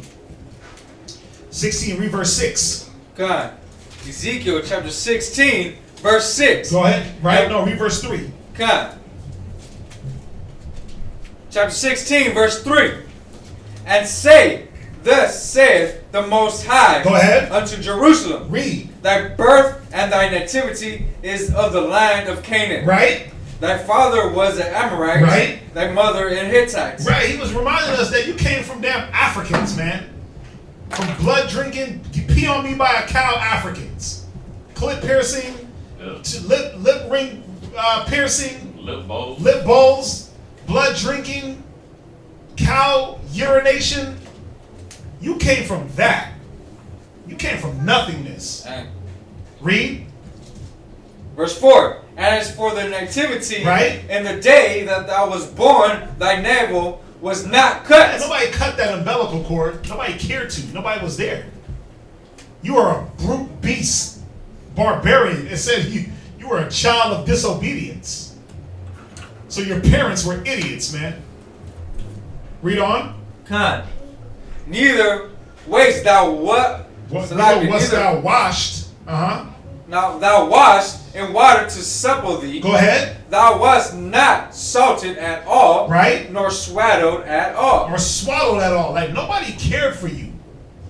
Nobody cared for us, man. The things that we got pulled from.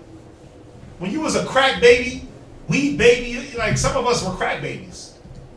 If you above the age of 30, there's a high likelihood that you was a crack baby. When that crack was hitting in the 80s, it didn't discriminate. That's right. You had some form of crack in your system. From the cook up to the damn actual snort, the injection. Somebody was cooking it, you was getting high. Somebody was injecting it, you was getting high. Or you was around it, right? They was chopping crack in one room. No, they was chopping crack in the same room you slept in. Hey,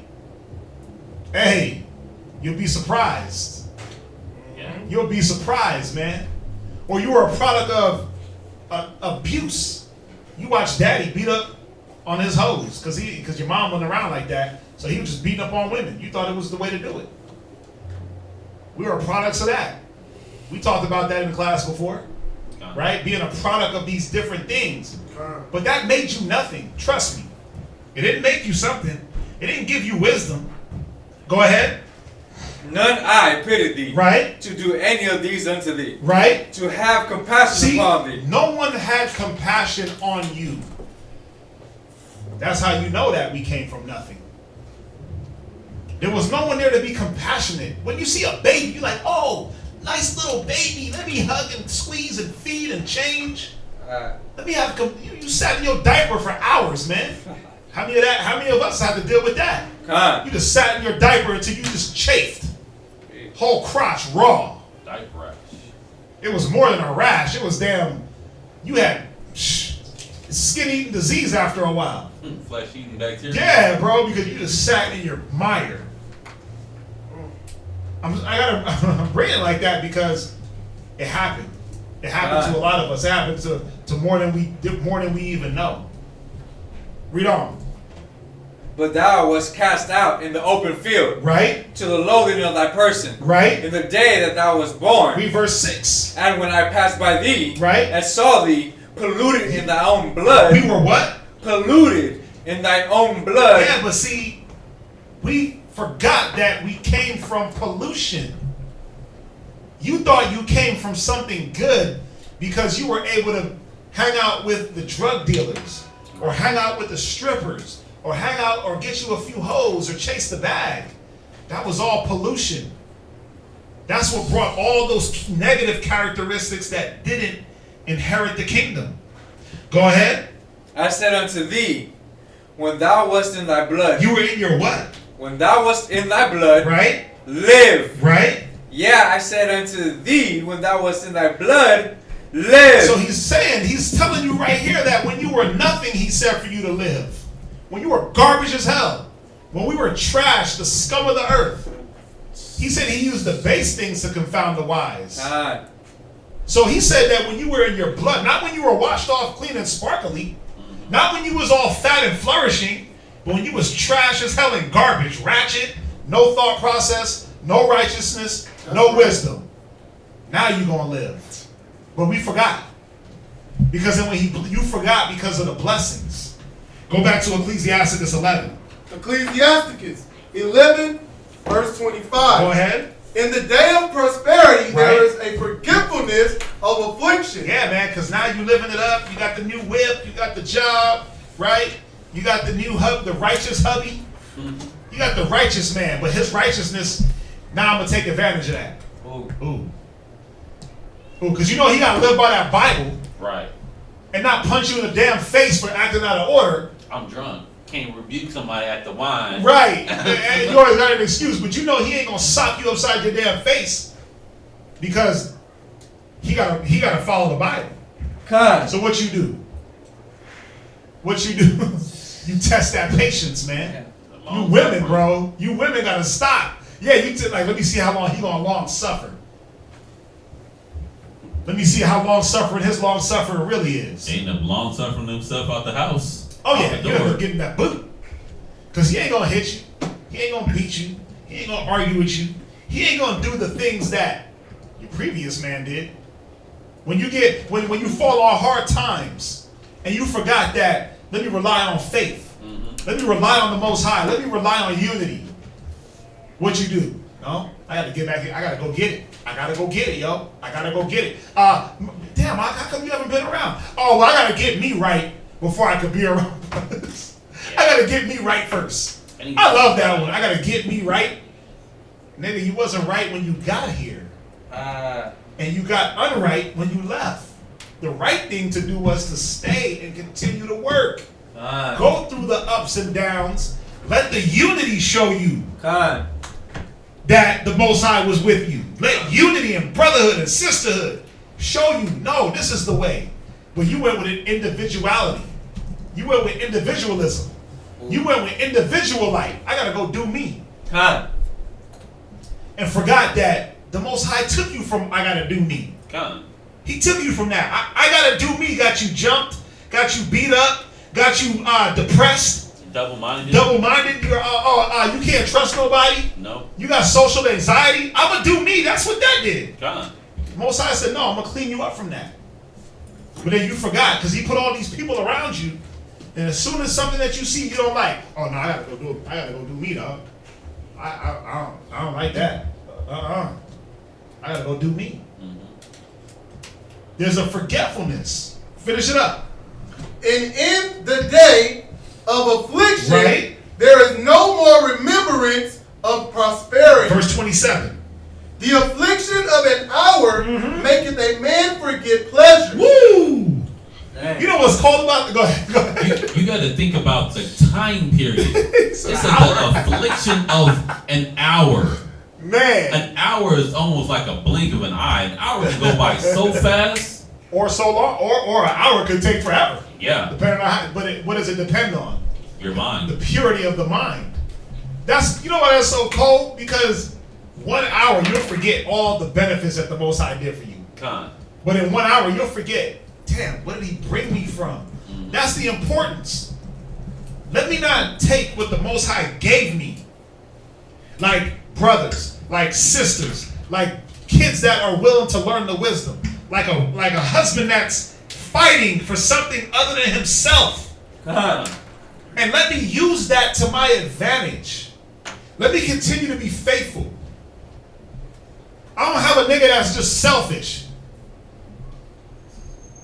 Because, come on, man. A lot of women came from having that husband that was like, yeah, let me get your whole check. I'm going to go buy some drugs and I'll get you back on the re-up. Nah, they don't give them back. And guess what happened? Well, he couldn't because he got arrested. Or he got jacked for the re-up. Con. Right? Something happened where now you homeless. Ooh. When you got a husband that's like, well, damn, we ain't got it, but let's just stay faithful. Don't worry about it. It's gonna come. Con. Watch. All right. Boom. And next thing you know, I've seen bank accounts just get endowed. Boop. Oh, twinkle. I've seen bank accounts just twinkled. It's like, damn, it just fell right in there. Like Yeah. the whole rent check? Con. Like it just fell right in. Mhm. Like how'd that happen? Just remain faithful. Damn, man. The Most High, like the blessing of the faithful, man. He said it'll abound more and more. Like the whole rent, Yep. the whole 15 just magically appeared. Like, Con. Yeah. Come. I didn't have to. Con. Just really Go ahead, with sis. this car, I was like, I don't know how I'm gonna pay the car note, but con. And then I got a raise, and it was the exact amount of my freaking car note, and I was like, what? I was like, I couldn't believe it. I get like goosebumps right now. And Yeah. Barakatah Yahweh. Con. Barakatah Yahweh. But imagine if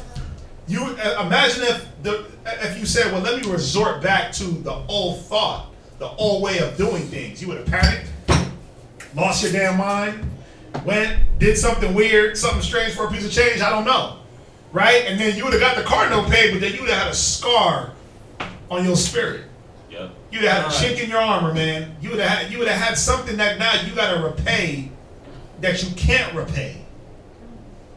The only person that you gotta repay is the Most High, and there's a way. I'm gonna show you.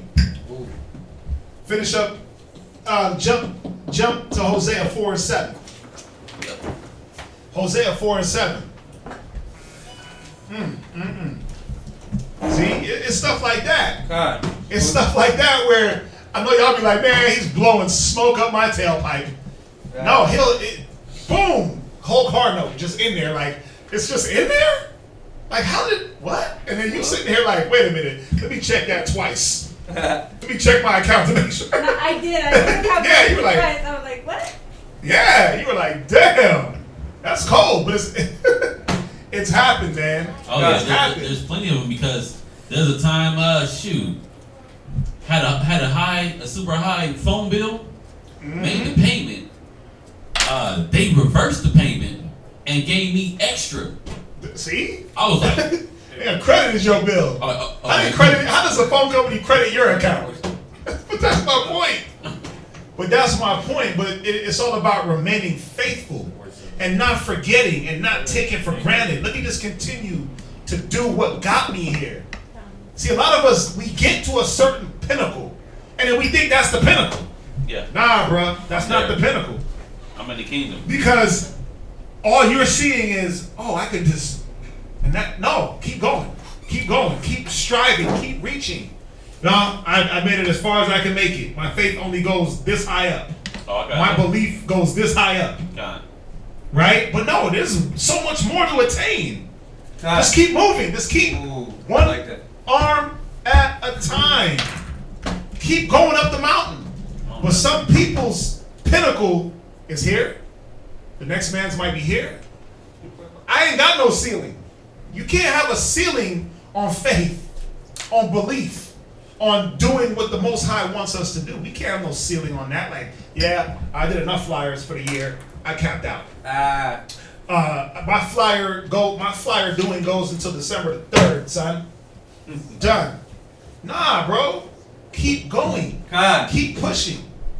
Go ahead, read on. Where you at?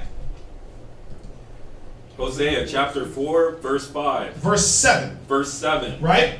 As they were increased, Right? so they sinned against me. Woo! They did what? So they sinned against And me. that's what happened. We started getting increase. How was the sin?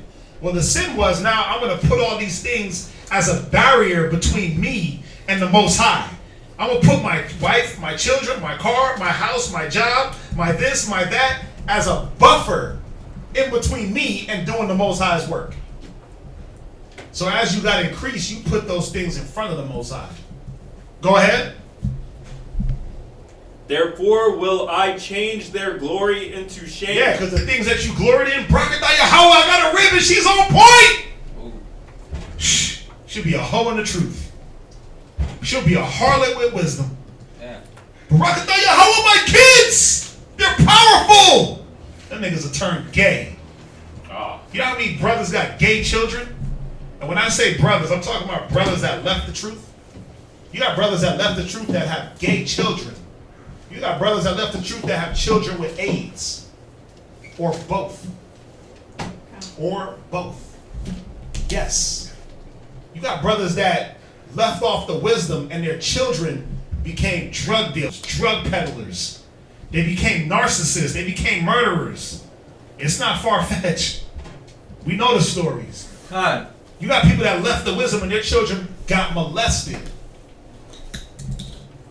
Why? Because that glory turned to shame, man. The things you gloried in, the Most High is going to turn those to your shame. He does it to all of us. If we don't keep the mind that there's a mind we got to keep. Go to Hosea 13:6. See, the mind is that we always got to remember that we owe the Most High. We always have to remember that we owe the Most High. We always have to remember where he brought us from. We always have to remember, like, yo, it could be worse in the truth. Read Hosea 13:6. Hosea chapter 13, verse 6. Come on. According to their pasture, so were they filled. Right? They were filled and their heart was exalted. You see that? The Most High filled us, but then your heart got lifted. It got lifted in pride. Go ahead. Therefore have they forgotten and me. And that's what happened, man. We start to forget. I'll quote it, right? Deuteronomy 32:16. Jeshurun waxed fat and kick. Thou art waxen fat. Thou art overgrown with thickness. The upright one. He waxed fat and kicked because he got blessed. But then he said he lightly esteemed the rock of his salvation. I didn't want to go there because we go there all the time.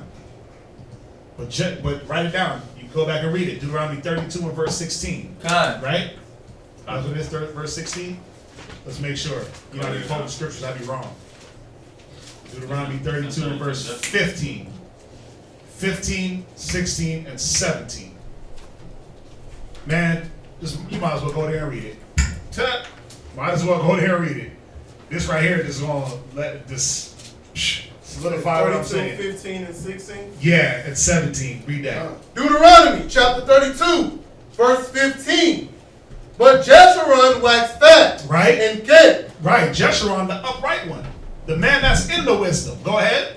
Thou art waxing fat. Right. Thou art grown thick. Come on. Thou art covered with fatness. Yeah, all those blessings, the children, the rib, the house, the car, the this. Man, you fat, son. Fridge just thick with food. Wisdom, you sitting on just piles of knowledge. Whew. Brothers is fat with classes. Got trapper keepers this thick with just notes. Trapper keeper, right? Read on.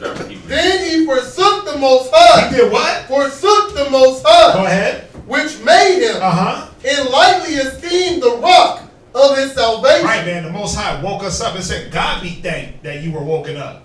You forgot to keep thanking the Most High. We forgot that we owed. Go ahead, verse 16. They provoked him to jealousy with strange gods. Yeah, your wife became your God. Your children became your God. Your car, your job, your house, your own mind became your God. Read. With abominations provoked they him to anger. Go ahead, verse 17. They sacrificed unto devils. Yeah, because now you're trying to mix the truth with the world. Damn. Now you're in this in-betwixt type of limbo where, yeah, I know I'm an Israelite, but I'm going to show up for Thanksgiving. See how my people's doing. Yeah. Ooh. Yeah, I know I'm an Israelite, but let me go see what they talking about on Christmas. Not to go teach them, but you want to go see what they talking about. Yeah, it's the only time everyone's off at the same time. No harm in it. No harm. I know the truth. I know the truth. I know You know, what's in so me. you know, I'm just. Yahweh sees my heart. He knows my heart Yeah, exactly. he knows that you in limbo. You neither hot or cold. You in the middle, so you're going to spew you. Go ahead. Not to the Most High, Right. to gods whom they knew not, Right. to the new gods that came newly up, Right. whom your fathers feared Yeah, not. those new gods, man. New types of thought processes. New types of doctrines. You start sacrificing to those things, man. You start creating your own God. Because the Most High, you forgot him. Worship and serve the creature instead of the creator. There it is, Romans, right? God. Now, let's jump back. So, what it is that we forgot that we always got to be in the constant mind, like me, personally. I'm in a constant mind that I owe the Most High. What does that mean? That at any time, whatever he gives me can be gone. No matter what I'm doing. No matter what I'm doing. It don't matter if I sit here and teach class for 1,000 hours a day. Anything that the Most High gives me can be gone. Just for him to do what? For him to test my faith, test my diligence, and to test, am I putting these things before him? He'll do it. Look at Job. Yeah. What did Job do wrong? Nothing. He was being tested for his uprightness to see. Was he going to put his kids and his wife and his riches before the Most High? Nah. The Most High had to test him though, right? Yeah. So at any time, I'm always in the mind. We always have to be in the mind that we owe. That what the Most High gives, he gives. Those is his kids. That's his car. That's his house. That's his woman. Shit. That's his, man. And if he want it back, for any reason, guess what he gonna do? He gonna take it. What you gonna do? Chase it. Chase it down. Go to Matthew 6:19. That's why you can't. That's why your woman, your house, your car can't be no treasure.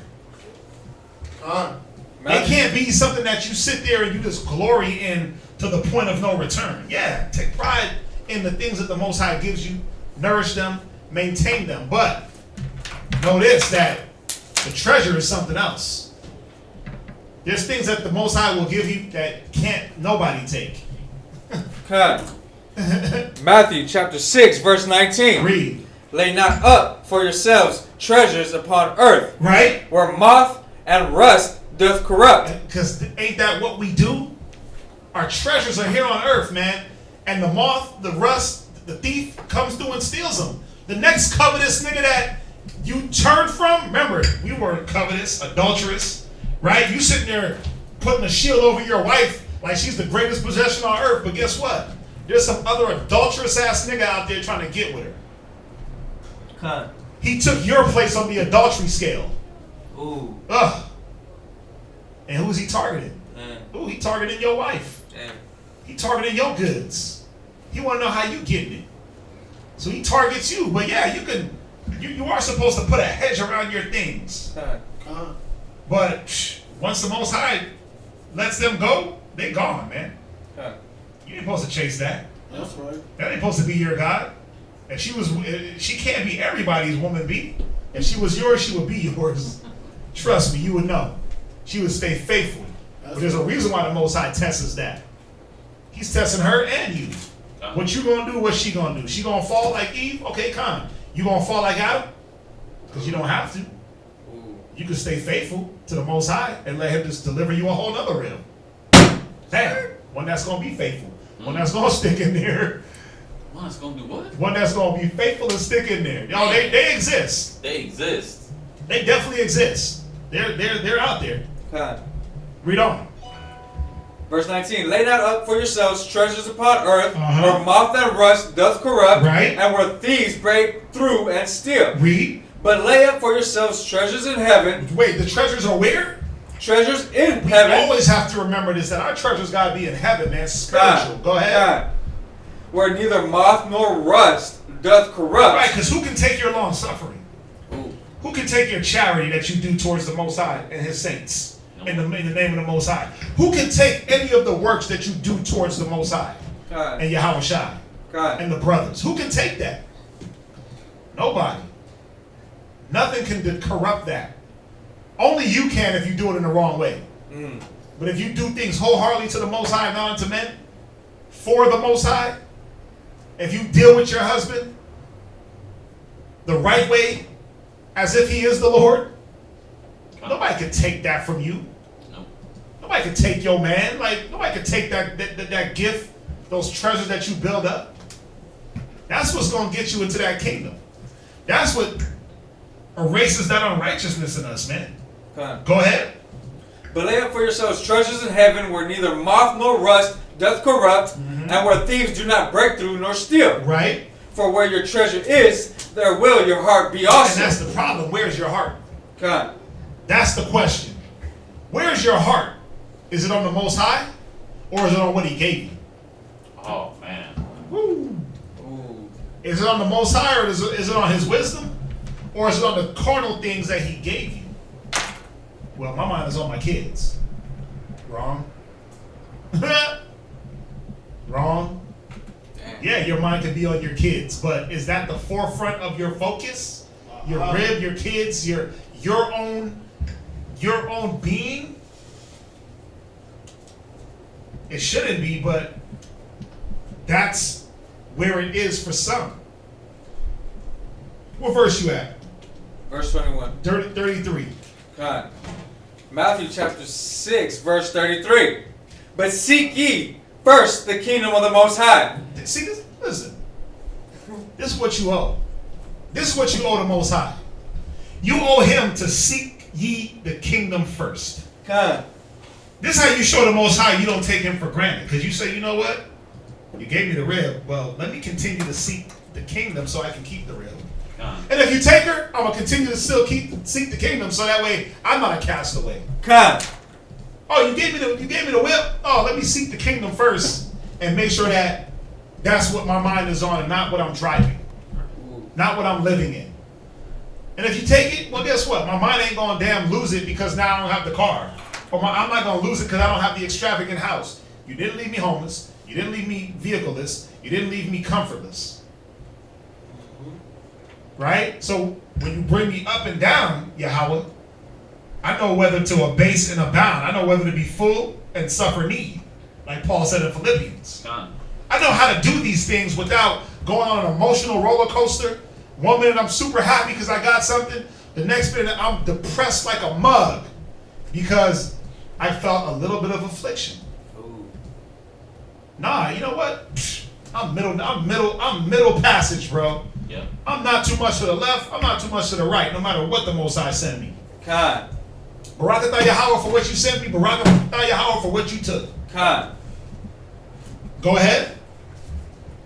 But seek ye first the kingdom of the Most High and His righteousness, and all these things shall be added unto you. Right. Go to Romans 8:12. Romans 8, Romans verse 12. chapter 8, verse 12. Uh-huh. Therefore, brethren, we are debtors. So we are in debt. I don't care what you think. You owe. Ooh. Reparations is due and y'all niggas gotta pay. Ooh. Right? We owe, man. We owe. And I always keep my mind in the mind state that I owe Yahweh Shai and I owe the Most High for waking me up. I like how you said that because before you saying that, my mom was like, man, I hate Owen. I hate it. Yeah. Well, you can't get out of owing this one. Con. Somebody died on the cross for you. Con. So what you gonna do to pay back? And you don't have to be in debt. It's gonna tell you. You just gotta live a certain way. Read that. Romans chapter 8, verse 12. Read. Therefore, brethren, we are debtors, not to the flesh, right? to live after the flesh. You see that? We are debtors. We are debtors to the spirit, not to the flesh, man. You don't owe the flesh anything, but what is that saying? That's not what we should be chasing after. That's not what we should be glorying after. We should be glorying after the spiritual things, the spiritual gifts, the fruits of the spirit, right? Go ahead. Verse 13. For if ye live after the flesh, right, ye shall die. Right, but ain't that what the old man did? God. Said you were dead in sins. So if you lived after the flesh, you're going to die. That's what you were doing your whole past life. Yep. 5 years ago, 6 months ago, a year ago, 2 months ago, 2 weeks ago. However long you've been here. Everything before the time you got here, you were in death. God. Living in debt to the flesh. Living in debt to other men's will. Ooh, think about that, man. Like, that really just boils my blood, man. To know that half my life I live according to what other wicked niggas wanted. Man. Wicked women, wicked men. What they wanted me to do. Not what I wanted to do. Not what I thought was right, but what I thought they thought was right. Okay. I was living off somebody else's thought process. I was a puppet in somebody else's game. That's sad, bro. I don't care who you are, who you think you were. You did it too. God. You did it too, man. Ain't nobody was born with their own thought process. Somebody injected a thought process into you. Someone injected a way of living into you, and that was the course of this world was injected into the way you were gonna live. That's right. There's no way around it. I don't care what you say. Like, oh, no, not me. Nah, man, I was my own nigga. Well, okay, you was good all by yourself, right? You weren't the first independent thinker. You weren't the first independent alike. Like, nah, I'm good by myself, cuz. Right. Like, Zero wasn't the first, I'm gonna do bad all by myself, nigga. He wasn't the first one. Why does the scripture say, woe to him that's left alone? So it tells you that there was many before you if you was the independent. Right? If you was the independent woman, if you was the rebellious anti-hero man. Right. Brothers, you're trying to be the anti-hero. Right. I'm gonna be the Vin Diesel of the situation. I'm the cool hero. I'm a cool guy. You weren't the first one. That thought process was hand delivered to you, or you picked it because you thought it was cool. Where you at? Verse 13. Second precept. But if ye through the Spirit do right. But if ye through the Spirit do mortify the deeds of the body, ye shall live. Right, because the deeds of the body were all the things that we read earlier. God. Covetousness, idolatry, adulterous, malice, hate, envy, covetousness, right? Lasciviousness, lust, evil communications. God. Peter's second Peter. Right? Go to Hosea 4:10. So let's close it out. Go to Hosea 4:10. God. Hosea chapter 4, verse 10. Now, this is the problem if you take what the Most High shows you and gives you for granted, if you take the washing, if you take the cleansing for granted, and it's all about living off of the fatness, God. this is what's going to happen. Go ahead. Hosea chapter 4, verse 10. For they shall eat and not have enough. Right? They shall commit whoredom and shall not increase. And that's what's going to happen, man. You're going to be working, and you're going to be like, wait a minute, what's going on here? I'm eating, but I'm not full. I'm committing whoredom, but I'm not increasing. God. Go ahead. Because they have left off to take heed to the Most High. 2 Peter 2 and verse 20. You know that increasing whoredom? You ever hear that show, Hoarders? You're gaining and stacking up stuff, but you don't got nothing. Except for a dead cat under the whole pile? Man, that verse is hard. You think about it. Increasing in whoredom. Yeah, because everything is just stacking and stacking and stacking and withering. Everything you stack something on top, the bottom part is withering away. Yeah, you can't keep nothing. Y'all watched Hoarders before, right? Huh. You ever see when they shovel? You never seen hoarders? Oh, all you gotta do is just Google it. Ooh, let's get you a bar. They hoard. Their whole house. They'll have junk piled up this high in their house. You can't even see their living room. All they got is a pathway. Imagine this room just filled with junk so high. All you got is a pathway to walk to the back. Imagine all the death and destruction and disease that's underneath that. They clean these people's houses out, man. They got dead animals. Like they couldn't find a family pet for 10 years. Oh yeah. The niggas just buried under a bunch of Coke cans. He was in there. There's a skeleton. Oh yeah, or this pet or this cat. They hoard animals. Ugh. But they never increase. Why? Because it's never enough.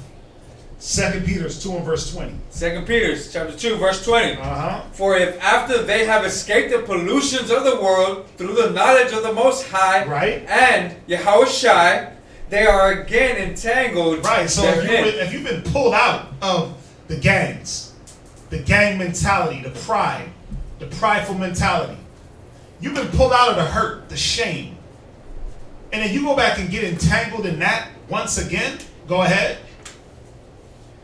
They are again entangled therein and overcome. Right. The latter end is worse with them than the beginning. Yeah, man, your end is worse than before you got the wisdom. Your end, you might as well not even got the truth. I think it says that. Read the next verse. Verse 21. For if it had been better for them not to have known the way of righteousness. Yeah, it would have been better for the Most High not to wake you up and to just kept you in your filth, kept you ignorant. It would have been better for you to just live your best life in pride and hate and malice and adultery, idolatry. It would have been better to do that. One more. Well, go to Wisdom of Solomon 3 and verse 10. Wisdom of Solomon, chapter 3, verse 10. But the ungodly shall be punished according to their own imaginations. Their own what? Their own imaginations. This is what you don't want, man. To be punished according to your own imaginations. Imagine the things that you can imagine. Dang. Think about what your mind comes up with. The filth, the chaos. He said you're going to be punished according to that. Why? Because when he was giving you the things that you went through and showing you like, look, don't go back to that. You're like, nah, well, that's what I want. That's what I like. I know you want me to be faithful, but I'm not trying to be faithful right now. I did that for a long enough time. My faithfulness expired. My diligence expired. That, like some brothers and sisters, diligence has an expiration date, and it shouldn't. Your faith has an expiration date. Your love, your charity, your joy in the Most High. Your joy, it's like, yeah, that's going to be my first love for 6 months. What, the wisdom is your first love for 6 months and then that's it? And I'm out. Then I'm out with all the spoils. I'm out of here with all the blessings. I'm taking all that. Hoarded it up. Yeah, but the Most High, man, you don't owe. But what happens with all those blessings? What happens to that rib, them children? What happens to when he said, go take you a wife, go take you some kids, go take you some land and find the peace? What happens? Read verse 11. Verse 11. For whoso despiseth wisdom Right. and nurture, he is miserable. So, ain't no joy. There's no joy and peace in the land. He said, pray for the peace, right? In Jeremiah, he said, in the land you dwell, find the peace and pray for it. But he said, if you despise nurture, you're going to be miserable. There is no peace. There is no serenity. There is no sanctification. You're just miserable. Why? Because you're depressed. You don't know how to maintain the things you have. Everything around you starts to implode. Go ahead. For who despiseth wisdom and nurture, he is miserable, and their hope is vain. They're what? Their hope is vain. So the things that you hope for next is all vanity. Huh. Because all you're doing is just talking the good one. Yeah, I'm going to go do this, that, and the third. Yeah, the Most High going to bless it. No, he's not. Yeah, I got $100 million invention on the line. Most High is going to bless that. No, he won't. Ooh. And even so, he might give you over to what you want. He might bless. Because remember, he does say the wicked is the ones that prosper in this earth. So he might bless you. You're right. He might let you get all that dough. So you can just let that trap you some way. Let that check you somewhere.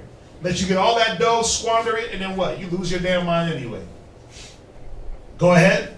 Their hope is vain. Right? Their labor is unfruitful. The labor is unfruitful.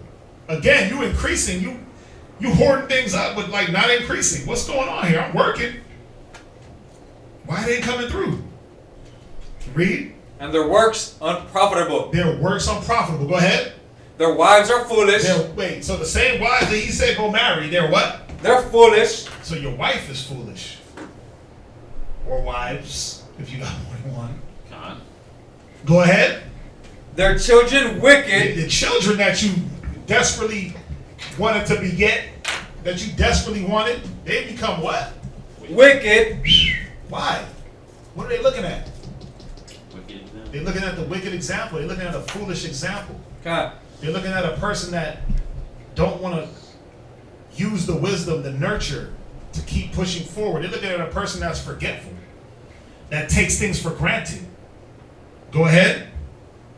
Their offspring is cursed. Right? Wherefore blessed is the barren that is Right. undefiled. So their offspring is cursed.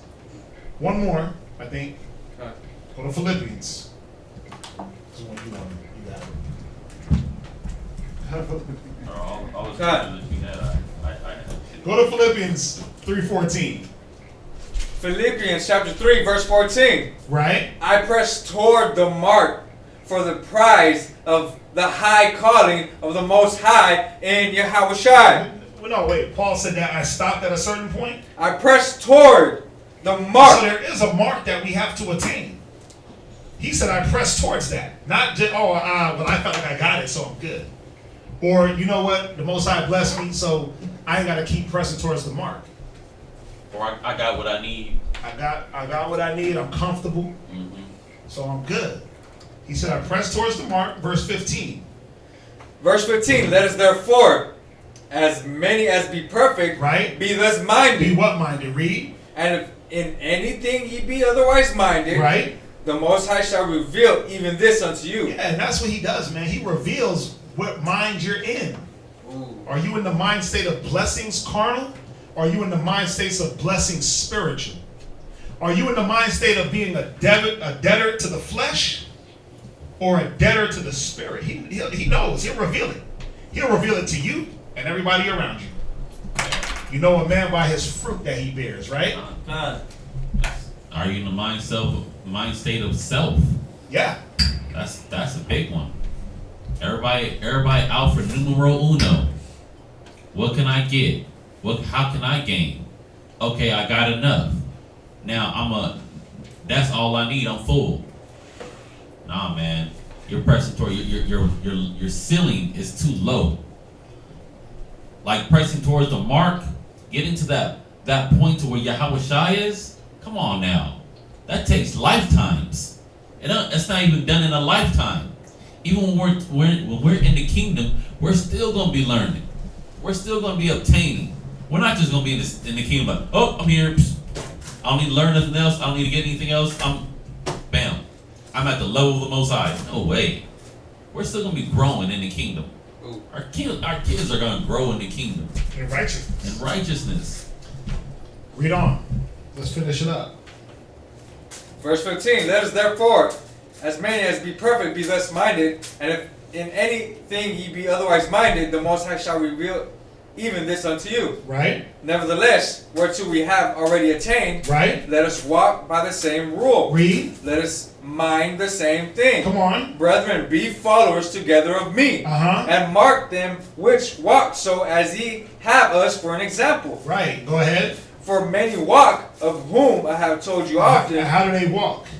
Go ahead. and now tell you, even weeping, that they are the enemies of the cross of Yahushua. Right, because they didn't want to continue to do the things that Yahushua said do.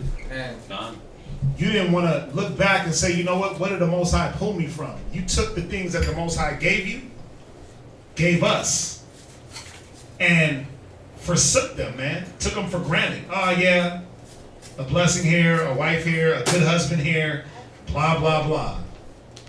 A good husband ain't easy to come by. Yeah. A good husband ain't easy to come by. A good wife ain't easy to come by. Righteous kids ain't easy to come by. Unity is not easy to come by. You know why? Because in the world, you can have unity, but you have attachments. Oh no, excuse me, not attachments. You have strings attached. Yeah. There's strings attached to the unity in the world. There's strings attached to a good wife in the world. Fine print. Fine print, yeah, stop it. There's strings attached to a good husband in the world. Because the point is, nobody knows what a good husband is, what a good wife is, what unity is. So you go off of their definition of these things and you get caught up in that. Where we're like, no, well, this is what unity is, Bible. This is what a husband is, a man is, Bible. This is what a wife is, Bible. There's no my interpretation of a husband. Right. Or a wife, or unity, or brotherhood, or charity. It's the Bible's interpretation. So you're not held hostage to my misunderstanding something. Like the world, that's the string. The world's misinterpretation of what unity and love is what you're entangled in. Y'all get that, right? Because, like I was talking to this biker. This biker dude, he was a prospect. And he was like, yeah, I'll die for my MC. And I'm like, really? I'm like, but you just been there. You only been there like 30 days. He's like, yeah, I'll die for that. I'll do whatever they want. I'll commit crimes. I beat people up. I bury them. I do whatever. He was telling me. I was like, yo, this is some real Sons of Anarchy type stuff. Yeah. But that's what he's on. I'm like, to him, that's unity. That's love. But I'm like, how does unity get you in jail? How does love get you in jail? Or have the implications to get you in jail? How does love make you go kill somebody for some stupid ass reason? How does love make you go against the commandments? Yeah. How does love do that? So that's not really love. That's my point. That's what I'm trying to show is that the interpretation, you're held hostage to their interpretation. Right? Go ahead, read on. God. Verse 19. Whose end is destruction. Right? Whose God is their belly. Right? And whose glory is in their shame. Whose glory is in their what? Is in their shame. Because the things you glory in is what the Most High, once again, is going to make you shameful about. God. Go ahead. Who mind earthly things. And that's the bottom line, man. We don't want to mind earthly things. God. The last thing I'm going to leave y'all with before we end is, he that seek his life shall lose it, and he that loses his life for my sake shall gain it. That's the mind state we're supposed to be in, man. Not taking the Most High and the things he does for us for granted. Just him waking you up to be able to read the scriptures and get more wisdom. Don't take it for granted. Read. Fight. Put yourself in a position to show the Most High in Christ that every day you're trying to be better than the last. That's all it is. That's all he wants. Y'all got any questions? La. Y'all asks, can you define heaven? I mean, that's a whole nother class, but there's different heavens. Right? You got spiritual heaven, you got the heaven in the firmament, you got the condition of heaven. Ooh. I'm not gonna go into it. Because I did a class. Yeah, because I did a whole class on heaven. It's like a three heavens. part class or 2-part class. Yeah, because that's what it is. It's parts. You can throw that class in there if you can find it. The different heavens. Any questions? What was that one scripture you just said right now? The last one? Seek ye those who lose your life? We'll get it for you. Luke 17:33. Oh, there it is. There's one in Luke, there's one in Matthew, there's one in John, there's one in Mark. God.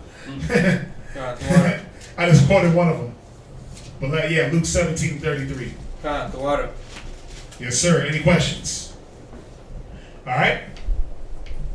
All right. Well, hopefully y'all, hopefully that was understood, edified, brothers and sisters. We will be back here Wednesday. Right? They'll be going live in